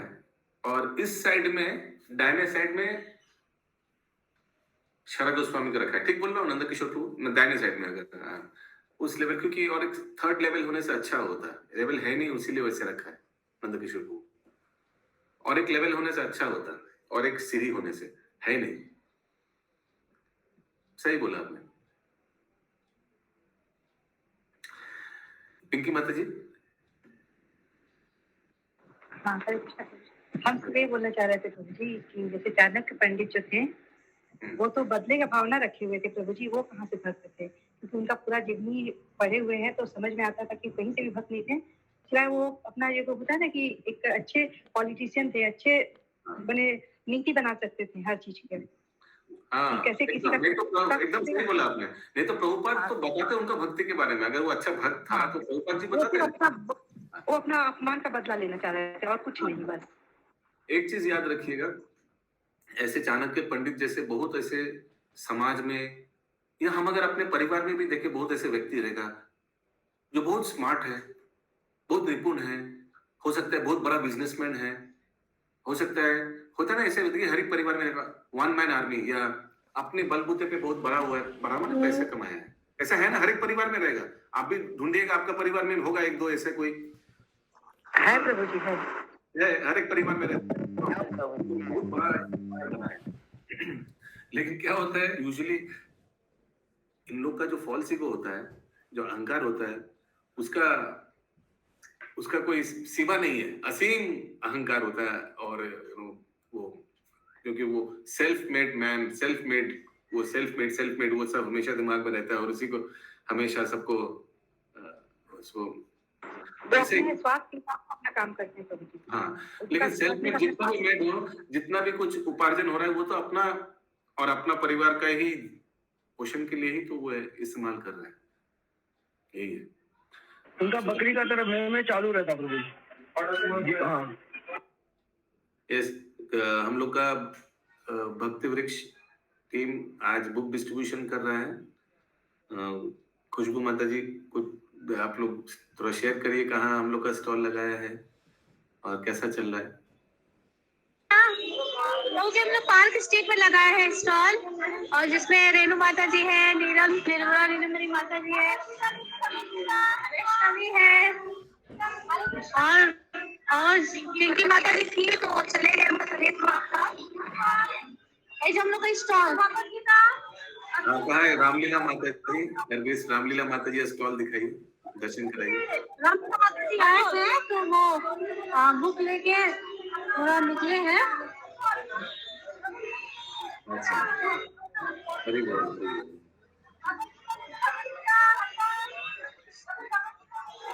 इस तरह रामलीला माता जी शॉप टू शॉप जा रही है प्रभु जी। Very good. So Srila Prabhupada transcendental book distribution की जाए। ओके, अच्छा, अभी भी बहुत बाकी है इस तात्पर्य। भारती माता जी, आज का क्विज क्या पूरा एक ही पेज बाकी है प्रभु जी, एक ही पेज बाकी है। एक ही पेज बाकी है? यस प्रभु जी, ज्यादा अच्छा, बाकी नहीं है, हो जाएगा। करिए। इस तथ्य का समर्थन स्कंद पुराण में भी इस प्रकार हुआ है। अर्चिते देव देवेशे शंख चक्र गदाधरे अर्चिता सर्व देवा स्यु अतः सर्वगतो हरि। जब शंख चक्र गदा तथा पद्मधारी श्री भगवान की पूजा की जाती है तो अन्य सभी देवों की पूजा स्वतः हो जाती है, क्योंकि श्री भगवान हरि सर्वव्यापी हैं। अतः सभी प्रकार के प्रत्येक प्राणी ऐसी भगवत भक्ति से लाभान्वित होता है। ऐसे कार्य से भगवान की पूजा करने वाला, पूजित होने वाला भगवान जिस हेतु पूजा की जाती है, पूर्ति का स्रोत जहाँ पूजा की जाती है, ये सभी लाभान्वित होते हैं। यहाँ तक कि भौतिक संसार के प्रलय के समय भी भक्ति योग की विधि व्यवहित हो सकती है। कालेन नष्टा प्रलय वाणियम, प्रलय के समय भगवान की पूजा की जाती है, क्योंकि वे वेदों की नष्ट होने से रक्षा करते हैं। वे प्रत्येक युग में पूजे जाते हैं। श्रीमद् भागवत 12.3.52 में कहा गया है कि ते युद्धया यतो विष्णु तेतायाम यजतो मखय द्वापरे परिचर्यायाम कलो तद्धि हरि कीर्तनात्। विष्णु पुराण में भी लिखा गया है। हरे कृष्ण। ये बहुत इंपॉर्टेंट श्लोक है जो अभी शशि माता जी ने पढ़ा। कृते या धायते विष्णु, यानी कृते यानी सत्ययुग। सत्ययुग में भगवत प्राप्ति का क्या उपाय था? ध्यायते विष्णु, यानी ध्यान करना। ठीक है अमित प्रभु। त्रेतायम यजते मखो, त्रेता युग, सत्य के बाद त्रेता आता है। त्रेता में क्या है? यजते मखो, यानी यज्ञ करना। द्वापरे परिचार्य नाम, द्वापरे क्या है? द्वापर युग में भगवान का अर्च विग्रह का सेवन करना भगवत प्राप्ति का उपाय था। और अंत में कलो तद हरि कीर्तन, कलयुग में भगवान हरि का कीर्तन करना, यही भगवत प्राप्ति का उपाय है। हाँ, याद आएगा? कृते याध्यायते विष्णु त्रेतयम यजतो मखे द्वापरे परिचार्यायम कलो तत् हरि कीर्तन। आगे विष्णु पुराण में भी लिखा गया है, सहानि तन्मह छिद्रम समोह स च विभ्रम यन मुहूर्तम क्षणम वापि वासुदेवन न चिंतयेत। यदि एक क्षण के लिए भी पूर्ण पुरुषोत्तम भगवान वासुदेव का स्मरण नहीं किया जाता है तो यह सबसे बड़ी हानि है, सबसे बड़ा भ्रम है और सबसे बड़ी विडंबना है। जीवन की समस्त अवस्थाओं में भगवान पूजे जा सकते हैं। उदाहरण महाराज प्रहलाद तथा महाराज परीक्षित ने अपनी माताओं के गर्भ में भी भगवान की पूजा की। ध्रुव महाराज ने केवल 5 वर्ष की आयु में भगवान की पूजा की। महाराज अम्बरीश ने अपनी पूर्ण युवावस्था में भगवान की पूजा की। महाराज धृतराष्ट्र ने अपनी वृद्धाओं में अत्यंत विक्षिप्ता अवस्था में भी भगवान की पूजा की। अजामिल ने मृत्यु के सन्निकट रहते हुए भी भगवान की पूजा की और चित्रकेतु ने स्वर्ग तथा नरक में रह करके भी भगवान की पूजा की। नरसिंह पुराण में कहा गया है कि जब नरक में रहने वालों ने भगवान के पवित्र नाम का जप प्रारंभ किया तो वे नरक से स्वर्ग जाने लगे। दुर्वासा मुनि ने भी इस तथ्य की पुष्टि की है। मुच्चेत यन नामनी उदतते नारको अपि, केवल भगवान नाम जप से नरक के वासी अपनी अपनी नारकीय यातना से मुक्त हो गए। अतः सुखदेव गोस्वामी द्वारा महाराज परीक्षित को जो उपदेश दिया गया उसका निष्कर्ष श्रीमद् भागवत 2.1.11 में इस प्रकार है। एतन निर्विद्यमाना नाम इच्छिताम अकुतो भयम योगिनाम निपनीड़ितम हरे नामानु अनुकीर्तनम। हे राजन, अंततः यह तय हुआ कि प्रत्येक व्यक्ति को, चाहे वो सन्यासी हो, योगी हो अथवा सकाम कर्मी हो, वांछित फल की प्राप्ति के लिए निर्भय होकर भगवान के पवित्र नाम का जप करना चाहिए। इसी प्रकार विभिन्न शास्त्रों में अप्रत्यक्ष रूप से इंगित किया गया है। नंबर 1, भले ही कोई समस्त वेदों या शास्त्रों में निष्णात हो, किंतु यदि वह परमेश्वर का भक्त नहीं है तो वह नराधम माना जाता है। नंबर 2, गरुड़ पुराण, बृहत नारायणी पुराण तथा पद्म पुराण में भी इसी की पुनरावृत्ति की गई है। जो भगवत भक्ति से रहित है उससे वैदिक ज्ञान तथा तपस्या से क्या लाभ है। नंबर 3, हजारों प्रजापतियों की एक भगवत भक्त से तुलना कैसी। नंबर 4, सुखदेव गोस्वामी ने श्रीमद् भागवत 2.4.17 में कहा है कि भगवत भक्ति के बिना न सन्यासी, न ही दयालु, प्रसिद्ध व्यक्ति, महान दार्शनिक, महान तांत्रिक या अन्य कोई भी व्यक्ति वांछित फल नहीं पा सकते। नंबर 5, भले ही कोई स्थान स्वर्ग से भी अधिक महिमामय हो, किंतु यदि वहाँ बैकुंठ के स्वामी या उनके भक्त की महिमा का गान नहीं होता तो उसको तुरंत छोड़ देना चाहिए। नंबर 6, सुस्त भक्त भगवान की सेवा में लगे रहने के लिए 5 प्रकार की मुक्तियों को अस्वीकार कर देता है। अतः अंतिम निष्कर्ष यही है कि सर्वत्र तथा सर्वदा भगवान की महिमा का गान होना चाहिए। मनुष्य को चाहिए कि उनकी महिमा का श्रवण, कीर्तन तथा स्मरण करे, क्योंकि जीवन की परम सिद्ध अवस्था यही है। सकाम कर्म का भोग्य शरीर तक सीमित है, योग शक्तियों की प्राप्ति तक, योग सूक्ष्म दर्शन, दिव्य ज्ञान की उपलब्धि तक, यहाँ तक कि दिव्य ज्ञान का संबंध है वह मोक्ष लाभ तक सीमित है। यदि इन सबको संपन्न किया भी जाता है तो इनके मार्ग में त्रुटियों के होने की संभावना रहती है। किंतु भगवान की दिव्य भक्ति को ग्रहण करने की न तो कोई सीमा है, न ही नीचे करने गिरने का कोई भय है। भगवत कृपा से यह विधि स्वतः अंतिम अवस्था को प्राप्त होती है। भक्ति की प्रारंभिक अवस्था में ज्ञान आवश्यक है, किंतु उच्चतर अवस्था में ऐसे ज्ञान की कोई आवश्यकता नहीं होती है। अतः उन्नति का सर्वोत्तम तथा निश्चित पथ भक्ति योग ही है। कभी कभी श्रीमद् भागवत के उपर्युक्त 4 श्लोकों के निचोड़ का उपयोग निर्विशेषवादी अपने पक्ष के समर्थन हेतु करता है, किंतु ध्यान देना होगा इन 4 श्लोकों का वर्णन सर्वप्रथम श्री भगवान ने स्वयं किया था। अतः भगवान के विषय में कोई धारणा न होने से निर्विशेषवादी उनमें प्रवेश करने की कोई गुंजाइश नहीं है। अतः इन श्लोकों के निचोड़ की निर्विशेषवादी चाहे जो भी व्याख्या करे, वह ब्रह्मा से प्राप्त शिष्य परंपरा में दीक्षित व्यक्तियों द्वारा मान्य नहीं होगी, जैसा कि निम्नलिखित श्लोकों से स्पष्ट हो जाएगा। इसके अतिरिक्त श्रुति पुष्टि करती है, जिसे अपनी शैक्षणिक ज्ञान का गर्व होता है, उसके समक्ष श्री भगवान कभी प्रकट नहीं होते। कठोपनिषद के 1.2.23 श्रुति मंत्र का स्पष्ट कथन है, नायम आत्मा प्रवचेन लभ्यो न मेधया बहुधा श्रुतेन यमेवैष विणुते तेन लभ्य तस्येष आत्मा विपीड़ते तनु स्वाम। यह सारी बात श्री भगवान स्वयं करते हैं। अतः जिसकी पहुंच भगवान के सगुण रूप तक नहीं है, वह श्रीमद् भागवत के सार को शिष्य परंपरा में किसी भागवत से शिक्षा ग्रहण किए बिना शायद ही समझ सके। हरे कृष्णा। हरे कृष्णा। अंकित प्रभु से रिक्वेस्ट करेंगे काहुल पिन देने के लिए।